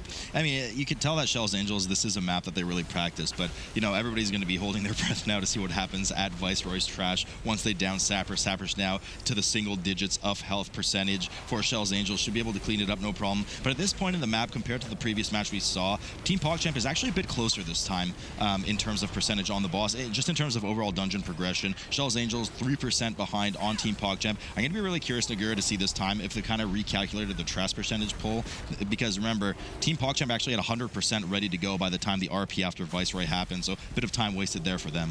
Yeah, also going to be interesting to see if Kjell's Angels tries this exact same pull that we saw last time, where we saw the full team wipe coming in. Let's see if they do the same thing. We see them here skip a lot of the trash, just pull the blobs in the middle, nothing else. Here the extra blobs as well. Now they just have to be careful with the patrol, as we can see the patrol coming in on the right side. They might just try to... and boom goes the dynamite. So they do pull it on purpose. I mean, it looks like he was kind of, you know, slowly getting towards that pack. They obviously would have kind of curtailed, U-turned around and gotten away from that. So a lot of damage coming in right now. A lot of blobs for the tank. We did see the tank already kind of pre-AMS into this pull in the first place, as to not accrue too many stacks from those blobs as they got into place. Looking a lot better for them, though, this time. Everybody's staying alive. Healers keeping everyone healthy. Little off heal there coming from the Boomkin just to stay alive. Huge damage coming in for the tank, but they got to keep moving with that Sanguine going down on them. Shadow Weaver does spawn the Dark Matter once again. Immediately dies. Very well done by them. And this is looking way better than last time. Yeah, Kjell's Angels doing a really good job dealing with those Dark Matters, just switching to it immediately. Of course, Windwalker is very good at that burst damage, and Moonkin is actually pretty good as well at switching and just pulling their Astral Power. Of course, we see Team PogChamp still on Saprish. It's taking them a really long time to kill this boss here. It is on 22% at this point, but they should be able to kill it soon. And as I said, they're just doing everything a little bit slower, and they're pretty far behind now at this point. Kjell's Angels has already now dealt with that really nasty pack. They do move over. To the, of course, the remaining trash before Viceroy, making sure to get a silence down on that Conjurer, killing those 2 tentacles on the side as quickly as they can, and then starting to drag them out of that stationary part with, of that stationary mob that will die, and of course drop that Sanguine. Want to make sure that those Conjurers don't heal up too much. We did see in the previous map, sometimes they kind of forgot about the casters sitting in the back a bit. They just sat there free casting right into Sanguine, healing up to full. Do much better this time to avoid that situation. And we can see that debuff here, the draw in and Heru on the Windwalker. It just sticks for so much damage, especially if there's 2 debuffs at the same time in a group, as we saw earlier as well. It's just so intense healing, as we can see coming out of Syrah here, and they're pulling the last pack, and then they can get to the boss right after this pack. They should have an easy time here, as as they don't pull that patrol on top of this pack as they did last time, so everything should be a little bit easier for them here. But it's still, especially if you get the double fixate on one of the players from those tentacles, you just need to make sure you interrupt as much as you can, and we can see the grips coming out as well, out of the Sanguine, just everything working really well for them. Yes, much better done by then. Team PogChamp now moving down and doing a similar pull here, starting with those goos, and of course we'll have to keep an eye on that Shadow Weaver pack for them as it pats in a clockwise pattern around the room. Kjell's Angels rearing up and getting ready here to pull Viceroy as they do just that. Now, they have to be really careful with their interrupts here. They did miss that interrupt onto the Howling Terror last time. Want to make sure somebody's always watching that. It could be anyone. It casts not as frequently as your interrupt is available as a tank or as a melee, so only one person needs to be assigned for that. Everybody else can help with the Dark Blast to move the boss around to the tentacles, and one person just needs to save their interrupt, likely the Moonkin, because it doesn't happen as often, for that Eternal Twilight cast that will kill everyone, if not interrupted within 10 seconds. Yeah, this time around they just need to be careful to not stack up too much when that Quaking comes out and the pushback comes out at the same time. As we see it here, the force coming out, pushing the players back, and you can see the increased force as well. It also does an insane amount of AoE damage to the whole group while you're getting pushed back. So they need to make sure to use their defensives while the pushback is happening, because of course the healer is going to have a hard time healing people up while he's getting pushed back to himself. So we can see actually Bloodlust used by Team PogChamp here. Yeah, so we do see the Bloodlust coming in. It's not a bad call either way. I mean, we see some teams use Bloodlust on Lura's first burn phase and having it spill over into that greater Warden phase and kind of carrying it over and killing one of the Wardens with it. We also do see a lot of teams that use it on Viceroy Nazar because, well, I mean, he's Viceroy Nazar and he does a crazy amount of damage to the group. Lots of danger, you know, a bit of RNG with the Tentacle spawn. It was actually quite nice RNG here for Kjell's Angels. Lucky those two Windwalkers are able to handle those two Tentacles that spawn into right beside the boss there. The other one is cleaned up easily by the Boomkin. Yeah, we also saw the Holy Paladin doing a really good job here, just walking up to the tentacle that spawned really far away, doing damage to it. Of course, there's a lot to heal on this fight, but whenever there's a free global for that healer, he can help out with the damage and use his stun to interrupt the drain coming out of those tentacles. We see Team PogChamp probably gonna overkill a little bit of trash again, as they're on 97% cleaning off this last few trash, so they're probably gonna be on 100% again while they pull the third boss, and they're gonna have to AFK again in front of Lura, as you said earlier. Yeah, I mean, you know, their path might just add up to 100% trash. They might be completely aware that they're overpulling, don't need to do it, but maybe it's just this, in their mind, the fastest path they can do. You know, if we cleave it a bit of extra mobs down, a few extra goos with our Fire Mage and Windwalker, so be it, no problem. Kjell's Angels looking really good. I mean, they're just getting God Tentacle spawns right now. It's really working out well for them. They don't have to carry the boss too far for cleaving with those two Windwalkers, and the one Tentacle that does spawn a bit further, or that they have to drag the boss away from, is just easily handled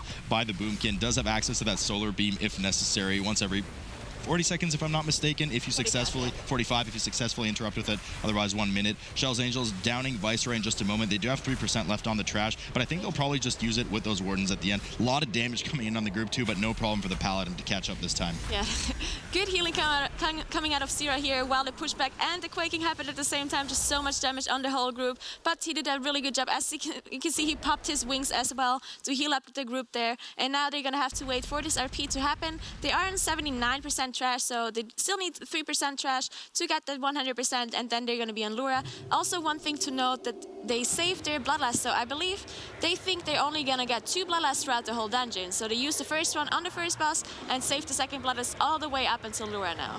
Yeah, and we saw Team PogChamp use their second one. And just a note, because we saw it on Sappers, something looked a bit weird with Team PogChamp. We did see, of course, that Darkshade, the cat, died after. Everything's supposed to die at the same time. Actually, it wasn't a bug. What happened is one of them actually healed in Sanguine because it jumped into a Sanguine. So that's why you got to be careful to kill these. And once again, Sanguine strikes again. We joke that it's kind of a silly, non-important affix, but you know what? You can do mistakes with it, and they didn't kill the mobs too far away, or they kited the boss a bit too close to where they killed that big pile of trash, and they had to suffer the consequences. Team PogChamp, but Kjell's Angels now looking in really good shape as they move into Lura's room, the final boss room. The 2 Rift Wardens are here. Similar to the Rift Wardens we saw earlier, these ones do have the same cast. They will infinitely spawn mobs from these portals that you'll need to kill by the time the Wardens are down. Make sure you interrupt their Stygian Blast as well, and then we'll have access to Lura. Yeah, the Lura fight actually takes a really long time, even if it's not tyrannical. It's just a very, very long, drawn-out fight, as there's the portals spawning the Rift Wardens at the very start of the fight. It's one Rift Warden, and then later on you get two. Once you kill the Rift Wardens and some of those smaller ads spawning out of the portals left and right, Lura is damageable. Otherwise, she's immune while the Rift Wardens are up. And once she's damageable, she actually gets a damage increase, but only for a very short amount of time. But they do have two Windwalkers that are really good at those very short burst windows. So we do see Kjell's Angels finishing off the two Wardens right now. Lura respawning, of course, wanting to respawn Lura as to skip a lot of that RP that a lot of teams are doing. They do prep to pull Lura. As soon as you pull the boss here, it will become immune about 2 to 3 seconds later. So you get maybe a global or two off, and then you'll start having to deal with a greater Rift Warden that will spawn from this portal. Now, these are a bit nastier than the regular Rift Wardens. You'll also have the 3 ads that constantly spawn out of the portal, but the greater Rift Warden will also cast a huge Shadow Bolt that needs to be soaked. Otherwise, it will do damage to the rest of the group. An Armageddon-style mechanic that we haven't often seen in this expansion, Nagura. Yeah, I've actually never seen an Armageddon ability before I saw these greater Rift Wardens. So the fragments of the spirit coming out. There's one thing to note about those fragments. They actually are purple, and there's a lot of purple. There's a lot of purple going on in this room, especially if those blobs that are small, as if they die, they spawn those black pools, or purple pools rather, on the ground. And sometimes it's very difficult to see those fragments because they can actually spawn on top of the purple pools. So you have a purple fragment and a purple pool, and it's difficult to see. So sometimes if you don't soak it, it explodes on the whole group, and it does a lot of damage. So it's very important that someone sees it and soaks it. You certainly want to avoid that. Indeed, the two greater Rift Wardens spawning on the side, as we alluded to earlier, they do use that Bloodlust as she reaches her first burn phase, doing an immense amount of damage, getting her to 56% in that 10-second window of 200% increased damage taken. They're now able to carry over the remaining 25 to 30 seconds worth of Bloodlust into the second greater Rift Warden phase, where there's actually two of them at the same time. You can see that the team has marked one of them with a skull to try and kill faster, so that you only have to deal with one of those kind of Meteor, Armageddon, Soak mechanics at a time. Every small mob that dies, as you mentioned, does leave this void pool on the ground, and these void pools will be used for one of the boss's mechanics, Lura's mechanics, later into the fight as she enters phase 2. But first, we're going to have another 10-second, 200% increased damage taken burn phase for Kjell's Angels. Yeah, so we can see the Windwalkers, of course, doing a lot of damage while this burn phase is going on. The Moonkin, unfortunately, not so good because he needs a little bit of ramp-up time, and the damage phase is just very, very short. But we can see Lura dropping really low. They're doing a really good job just doing an insane amount of damage for these damage phases. While she's on 28%, it's still quite a lot of HP left, as the boss, of course, does not have the damage increase on him anymore. But 25% should be doable for them. It's a lot of damage on the rate to heal as well, though. Yeah, I mean, this is really a deceivingly long phase right now, even though the boss is already at a quarter HP. Similar to the first boss, because they have these phases where you do the increased damage, they just have massive health pools. Pretty sure at this rate, at this level, Lura already has over a billion, like well over a billion HP, something like that. So the name of the game here is for the pack to just kind of dance back and forth, left to right on the stage right now, and make sure that whenever she picks up all those void piles on the ground, as she just did there, no players are caught in it, because there's so many of them that likely it'll immediately one-shot you. But Kjell's Angels doing great work here. Team PogChamp unfortunately just falling behind and only getting to Lura now. Yeah, so Kjell's Angels are going to finish off this boss. It's 6% at this point. One more thing to notice, that there's increasing AoE damage on the group, and you can see this Z buff as well coming out. It's on Zero right now on the Holy Paladin. Just even extra damage on single players, and it's just crazy to heal at this point. And that's it. That's it, Rich. Yeah, we're seeing why they picked that map as well. I want to reiterate one more time. This was a replay. The reason that the replay happened was an in-game bug. It was actually on the Monk. The Monk was continually getting pulled back. And couldn't get that aura actually off. It took like 2 minutes to get it off. They were pretty far ahead when it had happened, and because it was an in-game bug, that warrants a replay. We get the replay, and now we see why Kjell's Angels actually did pick this map. And the thing is Team PogChamp, they got the first map, which was huge for them because they have the choice in the dungeon that's actually going to decide the whole series, dungeon number 3, and they have two pretty powerful choices. I'm assuming, I want to hear what you guys think. I'm assuming, though, they're probably going to go the Blackrock Hold route. I think the advantage of the Mage and Blackrock Hold outweighs the advantage of the Warlock and Archway, in my opinion. I personally think it's pretty similar when it comes to an advantage, but I believe the double Windwalker plus Moonkin comp is a lot worse for Black Cold than it is for Arcway. I think for Arcway that comp actually makes sense and it's not too bad without a Warlock, but for Black Cold, just double Windwalker, Moonkin is, you know, it seems a lot worse than having that mage. Well, also, Monk dies there quite a bit. Is something that you have to bring up. Obviously, it's a very, very strong class to bring, but that's one of the dungeons where you might feel the hurt just a little bit. Now, we already did see a mage team decide to go to Black Cold. They picked Bursting as their affix. Going into this one, Nagora, what affix would you actually like to see Team PogChamp pick? I think Bursting wouldn't be the worst to pick, because obviously they already played Black Cold with Bursting as it was the starting map for their second round, and they won pretty convincingly with that Bursting as their third affix. But the one downside is that the other team also won the map with that Bursting there, so maybe they shouldn't pick the Bursting because the other team knows how to play around it. Maybe they just pick another affix that they're unaware of, or maybe something that they practiced and the other team didn't. A few things to think about as we jump to this break. It is down to the wire here, all tied up between PogChamp and Kjell's Angels. This next dungeon on the other side of this break is going to determine a lot. Who goes to the grand finals and who will get that first guaranteed spot to the global finals. You won't want to go anywhere. After this break, we will see who it's going to be, PogChamp or Kjell's Angels.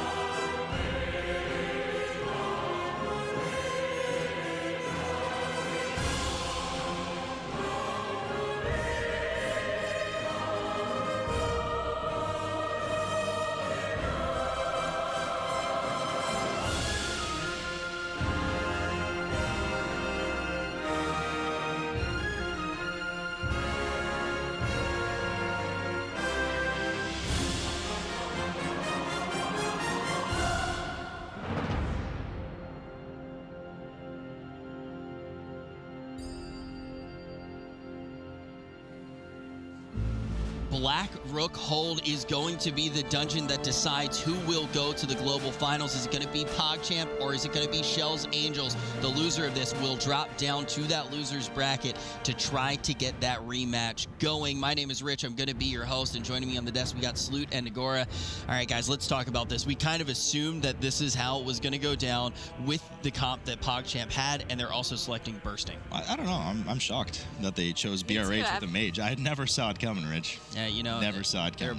There are a bunch of things that can definitely screw up that strategy. We know that, but at the end of the day, it is incredibly powerful. I mean, jokes aside, it's Bursting again, right? I mean, this is the dungeon that they've done before. They proved to us that they did it because it was the forced dungeon affix combo from Blizzard. They did it pretty perfectly. Maybe they had like a death or two something, but I mean, they know exactly how to play with that mage. Jay plays mage as a main, so I mean, all pressure right now is on Kjell's Angels. They're going to have to pull a miracle here to win this if Team PogChamp manages to perform the way they did the first time they did this dungeon. And Nagora, you brought up something that's pretty important as well. It goes a step further. This dungeon is also pretty bad if you're Kjell's Angels with the composition that they have.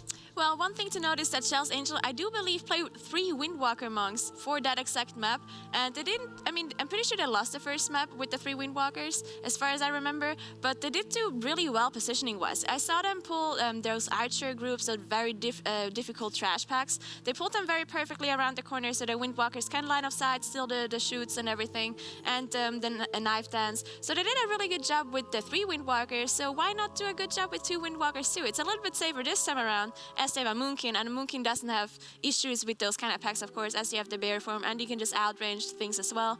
You also have the solar beam, which helps you a little bit.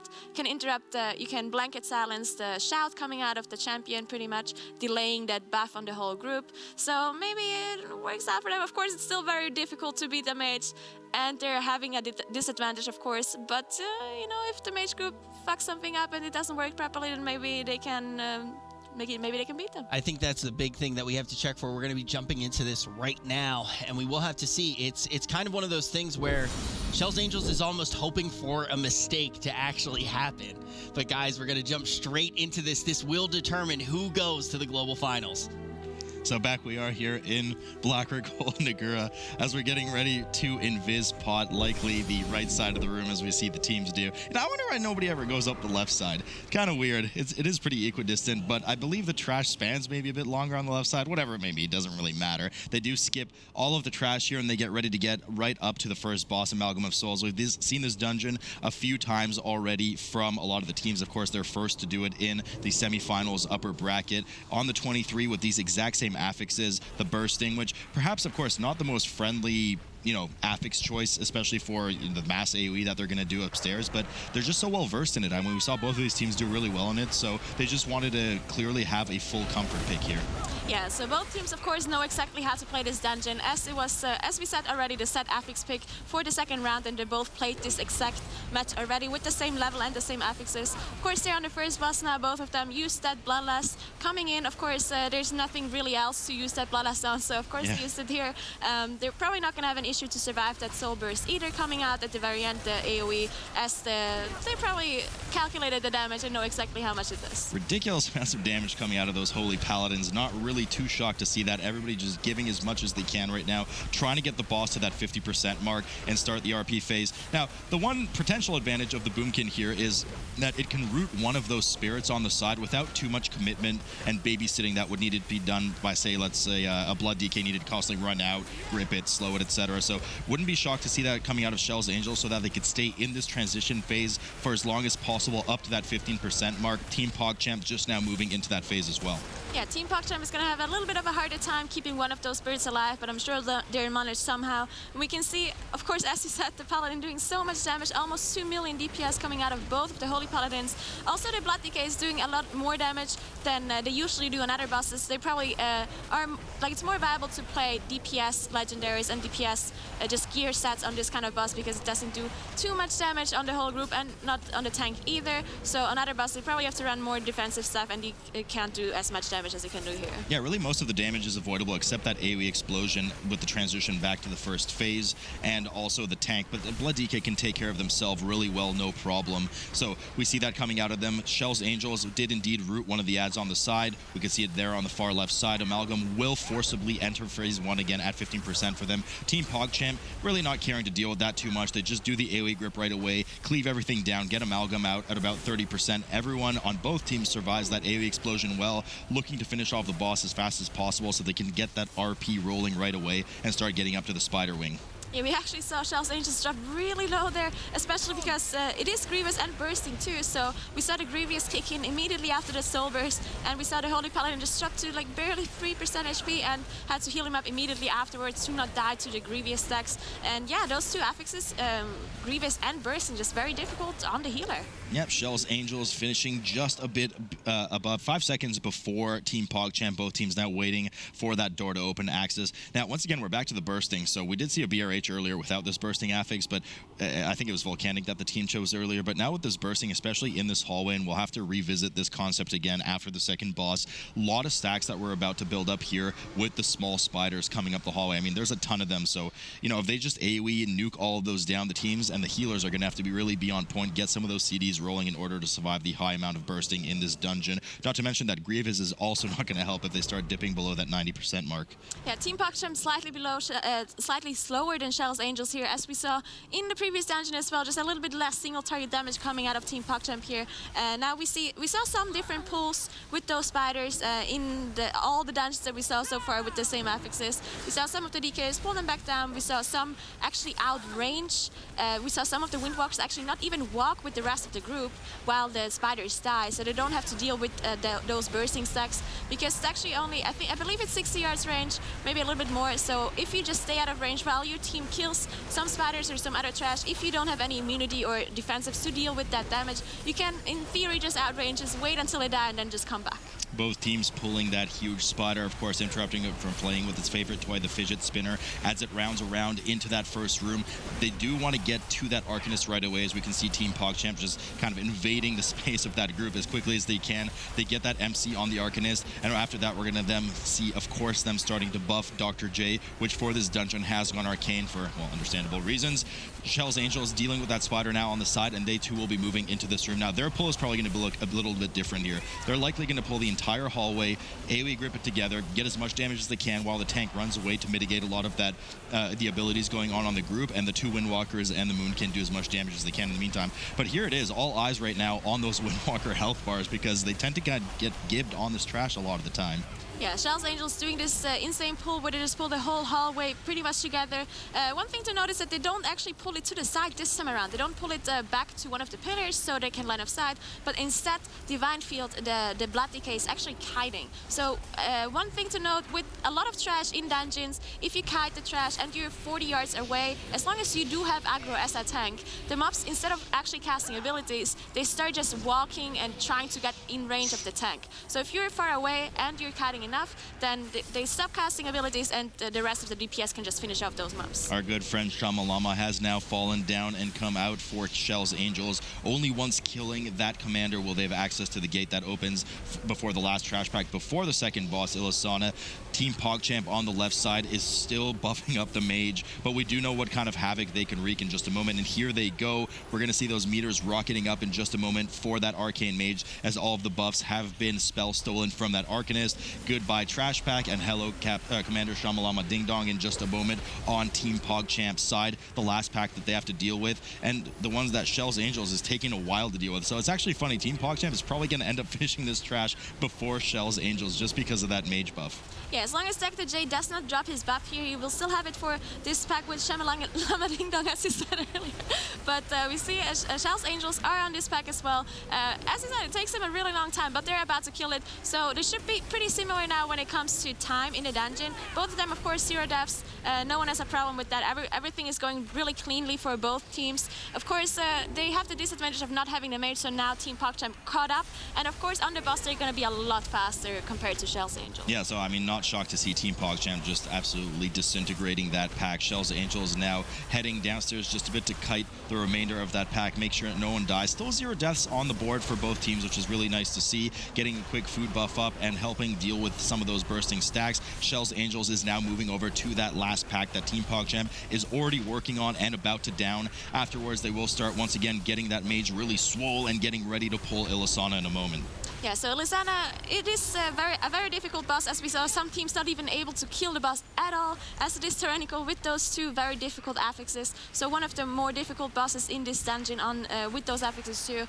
But as we can, I'm pretty sure it's not going to be a problem for either of those groups. Of course, the mage group is just going to kill the boss so fast that they won't have to deal with many mechanics. And the other group, Kjell's Angels, does have some very defensive classes. They have a Moonkin who can deal with most of the Wicked Daggers, and the Holy Paladin who can deal with it as well. And of course, the Windwalkers don't have to deal with many mechanics at all, because there's the Moonkin who can take care of all those daggers for them. Team PogChamp now getting ready to pull Ilisana on the left side of the screen. In just a moment, we'll see the mage having an absolute arcane blast of a time, getting ready to finish the boss, getting it as low as possible. I think the record we've seen is, what, down to 20 or 21% before the mage buff wears off, as Dr. J will furiously roll his face across his keyboard with everything bound to arcane blast as he does as much damage as possible to Ilisana. And here we go. The horses are out, and the arcane mage is starting to spam as hard as they can. We'll see that pre-block come in soon for the brutal. Actually, we don't this time. Sorry, it's for the dark rush, for the fell rush. There's the pre-block, making sure that they don't have to interrupt that wave of damage coming in. Ilisana already below 50%, but Kjell's Angels not too far behind, really. They're already at 80% on Ilisana as well. Yeah, one thing to note here in Kjell's Angels is that the Paladin actually just popped his wings on a very pull, just went in and did some damage just to get an advantage here. Almost doing 1.5 million DPS here coming out of the Holy Paladin. And as I said earlier, this is one of the more difficult bosses and a lot of damage coming out. So interesting to see that the Holy Paladin is so aware and playing so risky to just pop his healing cooldowns to do damage instead. Yeah, but look how nicely they dealt with that Dark Rush, the Fell Rush on the side there. It's just a nice little pile. Nobody suffered any too much damage from it. We had no deaths. So, you know, it's a risk that they took and it paid out for them. If it didn't, of course, we'd have to hear Jack going on and on about it. So fortunately, it worked out for them. Team PogChamp already at 12% for Ilisana. No shock here. And keep in mind, folks, we are in a tyrannical setting in this dungeon. So these health pools on the bosses are pretty substantial. So, I mean, I don't want to say it only looks like a 50% lead, but that 50% lead is a big 50% lead in favor of Team PogChamp. And that's really where this whole mage trick shines in this dungeon, is getting ahead of these tyrannical bosses. Yeah, the boss barely jumped down again, and he's dead now. So now they can keep walking on to the next trash group, where they're probably going to buff up the mage again. We can see Kjell's Angels are still on 44%. Of course, it's going to take them a lot longer to kill that boss. Without that, the mage, she's pretty much going on. But we can still see the Windwalkers just doing a lot of damage. Of course, the Moonkin are doing a little bit less than the Windwalkers, as the Moonkin has to deal with pretty much every single mechanic of this fight, as he's the only range eligible for a lot of mechanics like the Wicked Dagger and the beam in the intermission phase.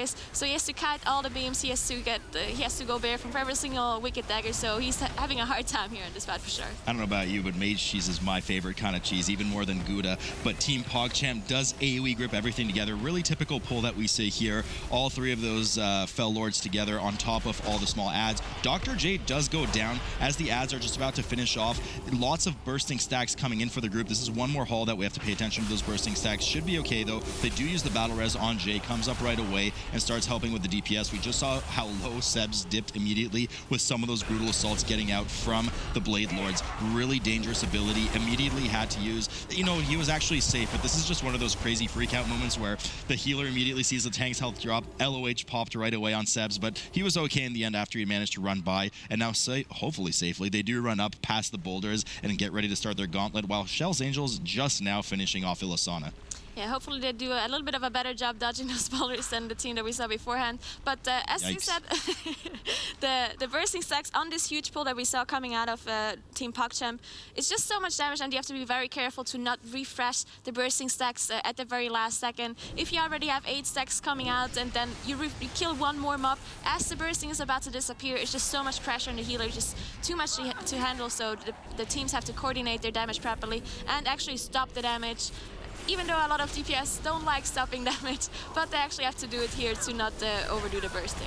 So the Fellbat Pups, of course, now being fixated on Jay. We see that eye debuff above his head. That Sick Bat has been cast on him, but he does well to run away. Of course, we already see the slows coming down. That 70% slow from the D&D is down. Safely runs into the boss room, doesn't have to deal with it. The Dominators, though, getting a lot of the buffs off. As you can see, they're really huge in size at the moment, running off to the side of the room. The tank doesn't want to get too close because they do a substantial amount of damage at the moment. Ranged safely finish those off. Another advantage to having that double range, finishing off those mobs, and now already getting ready once again to buff up that Arcane Mage and get ready for some massive damage on Smash Spite. Shell's Angels had a death there on the Moonkin, if I'm not mistaken. I don't think they used the battle res, though, from what I'm seeing. No. I think they just released. They do have the checkpoint at Ilisana's room, so they'll be running right back up. Opted not to use it as the mobs are already quite low, so they didn't have to deal with it. The DK running ahead while the rest of those Blade Lords are finished up, and all eyes on the DK to make sure he Indiana Joneses his way to the top as quickly as possible. Opts not to. I guess he wasn't confident enough. Somebody else will have to do the stairwell instead. Right, so Shell's Angels not actually, if you consider, not that far behind. Of course, they're one trash pull away from Team PogChamp here, so just missing the whole gauntlet here up with the Fel Dominators. Once they killed that, then they're pretty much the same up. Of course, we have a little bit of a downtime here on Team PogChamp as they're charging up the mage, as he's spell stealing the Arcanist here, just waiting for him. They also have the Bloodlust ready, so I believe they're gonna pop it here, as we can see. Pop that Bloodlust, and now they're gonna pretty much melt Smash Spot here. It is Arcane time again as Smash Spite's health is going down really, really fast. Down to 65% now, down to 55%. I mean, it's just completely melting him. As long as everyone stays alive now, it is a tyrannical setting, so that AoE stomp from Smash Spite, we've actually seen on a few other teams, has actually managed to kill off some of the players, Windwalkers. But as long as everyone stays alive, especially Jay in this case, they should be primed to just get record timing on this boss, make sure they finish it off quickly, and already start heading up to Cortalis, the last boss. Shell's Angels on their end actually popping Bloodlust and dealing well with the gauntlet. Pulling the boss too, but death coming down, which they luckily saved the battle res for early from the Boonkin, so they managed to get that second Windwalker up right away. Here comes that stomp for Shell's Angels. Luckily, nobody else dies, and they pull the Bloodlust as we saw Method do earlier. They pull the trash on top of the boss with the Bloodlust as we saw Method do earlier, but it's just, it's so hard to match up to 25 million burst damage from the Arcane Mage. Smash Spike now going down for Team PogChamp. Yeah, it's such a risky pull to do when you do those Fel Dominators, especially with two melees. We see the Moonkin and the healer dying. They don't have any battle res, so it's a full team wipe coming in. Unfortunately, they probably knew that they're going to be behind at this point and just tried to do a risky pull with Smash Spite, but just didn't manage to pull it off as they had one death coming in and then no more battle reses. And yeah. I could be mistaken. I'm not sure because Smash Spite looked way bigger than usual there. I think one of the Dominator casts might have gotten off and buffed the boss, which is why two of them died from the stomp. I could be wrong about it, but the size of the boss seemed way bigger at the end there. Maybe I'm just going insane. I probably am, but I think that's what happened. Either way, a full team wipe from Shell's Angels was already sets them further behind in a dungeon that they're already struggling to keep up with because of the mage advantage that Team PogChamp has. Team PogChamp with really aggressive play here, pulling the entirety of the trash with the swordsmen and the lancers, as we saw Method do earlier, but this time with the mage advantage on top of it. We're going to see, actually, I don't think did they take the time to buff the mage? No, they didn't. They're just doing some typical damage. Well, typical, I mean, lots of damage, but getting down all the trash on top of the boss, trying to force this first phase down as quickly as possible, which starts at 20% on Quintalis. And of course, when that happens, we'll have Dentalia next pop up, Nagura. Yeah, so of course, none of the people can use their defensive cooldowns for this trash pull with the boss here, as there were a lot of bursting stacks coming out, but they can't use their cooldowns because they need to save it for the later phase. As you said, when the first Shadow Bolt comes out, then the whole team is not affected by the buff yet that you get later on after the first Shadow Bolt that increases your HP, your damage done, and your healing done. So this first Shadow Bolt does a lot of damage to the whole group, especially on a 23 Tyrannical. So everyone needs to save their personals or their immunities like an Ice Block for that exact moment so they don't die to that one. And the full screen coming up, ironically, just as Rich rejoins us here at the table, we have the opportunity to see Team PogChamp up on the big screen right now as they get Cortalis down to the final percent of his health before he starts that RP and Dentalianax pops up. Bit of breather time for the group here. Now we'll expect to see that during that Dentalianax phase, they will release the Arcanist, excuse me, during that Dreadlord's Guile. Jay will grab the buffs during it, and as soon as Dentalianax reappears, we'll pretty much expect to see him disappear immediately again after that by dying, because the Arcane Mage does so much damage. But all eyes right now on this Shadow Bolt volley, the most dangerous one at the start before the players get their buff. If any player dies to this, they have to get their battle res up immediately, because if you get your res after the buff is applied, you will not get it back again, and you'll pretty much, they do get it up immediately there. Fortunately, the healer does manage to get buff as we see the row of icons across all 5 players come up. So they were ready for that, grab it immediately, and now they're safely into the transition phase. That could have been disastrous if the healer didn't grab it in time, Nagura. Thank God they got the res up immediately. Zaps the DK here, or Shallow was ready immediately, or had already the Soulstone on the healer. As Elsrat, maybe he didn't have his bubble ready, or maybe he used his sacrifice on someone else and forgot that he doesn't have his immunity ready. Definitely a lot of damage coming in from that Shadow Bolt. Of course, they are 99% trash because they still have this one Arcanist to buff up up the mage, and they're going to kill the Arcanist later on. Where's They're the not, Arcanist? I'm actually not seeing the Arcanist either right now. They probably still have it somewhere, though, I believe. Yeah, I mean, I hope so. I mean, they're 95%. I keep hearing the spell steal go off on Dr. J right now. Oh, there it is in the corner, just hanging out. So the spell steals do go off. We should see Dentalianax's health dropping substantially in just a moment. And there it is, the light blue meter on the damage meter rocketing above the Warlock, now above the Windwalker, above everything. Dentalianax absolutely melting down to size, getting that bop out once that Stinging Sword comes out on the Holy Paladin, making sure none of that damage is applied and they could all just pump as much damage as they can. But with all the support damage from that mage coming in, they will easily be able to skip the second transition phase. Yeah, just crazy damage coming here out of the mage. They can ignore a lot of mechanics as well from the Swarm if it get casted on the tank, or you can just immune it, as we can see on Dr. J here, and the boss is just melting here at this point. And that's it. And Team PogChamp with, a pretty obviously expectedly decisive victory here on Dentalianax. We knew this counter pick was going to work for them, but really not. I mean, they still lost on seed on the counter pick. They're certainly not looking invincible, Rich. Well, also, before we went into this, there was a clear kind of notion on the desk that if you are Shell's Angels, you're kind of waiting for PogChamp to mess up, right? And the main thing is we almost saw that. The death actually comes in on their healer. Yes, the battle res goes off instantly. You're able to get that buff, which is crucial to go about the fight. Basically what happens if you don't get that buff, you get risen back up, and then you just get taken down every single time that Shadow Bolt Volley comes out for the most part, and you're doing less. The problem is, you're right. If they had wiped there and Shell's Angels were right on their tail, Shell's Angels actually could have taken that match, but Shell's Angels had a full wipe on Smash Spite. So even with a wipe there, even if they had lost the Arcanist, which they would have at that time, I still think PogChamp could have pulled it off. Maybe it would have been close. The Arcanist would have been lost. I actually think what would have been really detrimental for them is not so much the fact that they had to get up to the boss room and DPS the boss down again, even without the Arcanist, is that they were at 99% trash. They would have had to go all the way to the second boss room just to get that back. That was actually what I wanted to bring up, because the thing is yes, if when you're waiting for the other team to mess up, that means you have to be perfect. Yes, you can't necessarily do something that's going to be able to propel you through any faster, but you need to play perfect. You can't really have deaths because that death timer is going to add up, which it definitely would there. They were able to get that boss down, though, in the nick of time. They were already headed to the other boss by the time Team PogChamp was able to melt it, but not having that trash, that could have been enough of a window. But ultimately, Team PogChamp has a very strong composition in this map pool in particular, and now they've pretty much guaranteed themselves one of the best spots in the tournament, and they're going to be going to those finals. So we got to keep our eyes on them, but Shell's Angels, not out of it yet. They're going to be dropping down into that lower portion of the bracket where they can potentially get the rematch going against Team PogChamp in a map pool that's more favorable to them. But we need to start thinking about the teams that we're going to be seeing, because we're going now to those lower semis, and we've already kind of had a peek at all of these teams so far. Yeah, it's literally Method versus Raider.io, two of the biggest names that we've had in this tournament. And with these two teams, Nagora, I think a lot of people probably expected this to maybe even be a grand final. What do you expect to happen when we actually get into this match? I can't wait to see this match. Raider.io versus Method is going to be a crazy match. I think both of those teams are very good. Of course, they both ended up in the lower bracket, which was something a lot of people didn't really expect, to have the first seed, second seed, and the third seed to end up in the lower bracket. The second seed is already out of the tournament, and now we have Raider.io versus Method. It's going to be a crazy match. I'm looking forward to watching it for sure. I am as well. And guys, we are going to get that set up for you right now. Don't go anywhere. We only have our top teams. We already know that PogChamp is going to be moving to those global finals, but they wait in the grand final to see who they're going to play. The next matchup, a lot of people expect it to be the grand final. It's going to be Raider.io versus Method, and it's coming right on the other side of this break.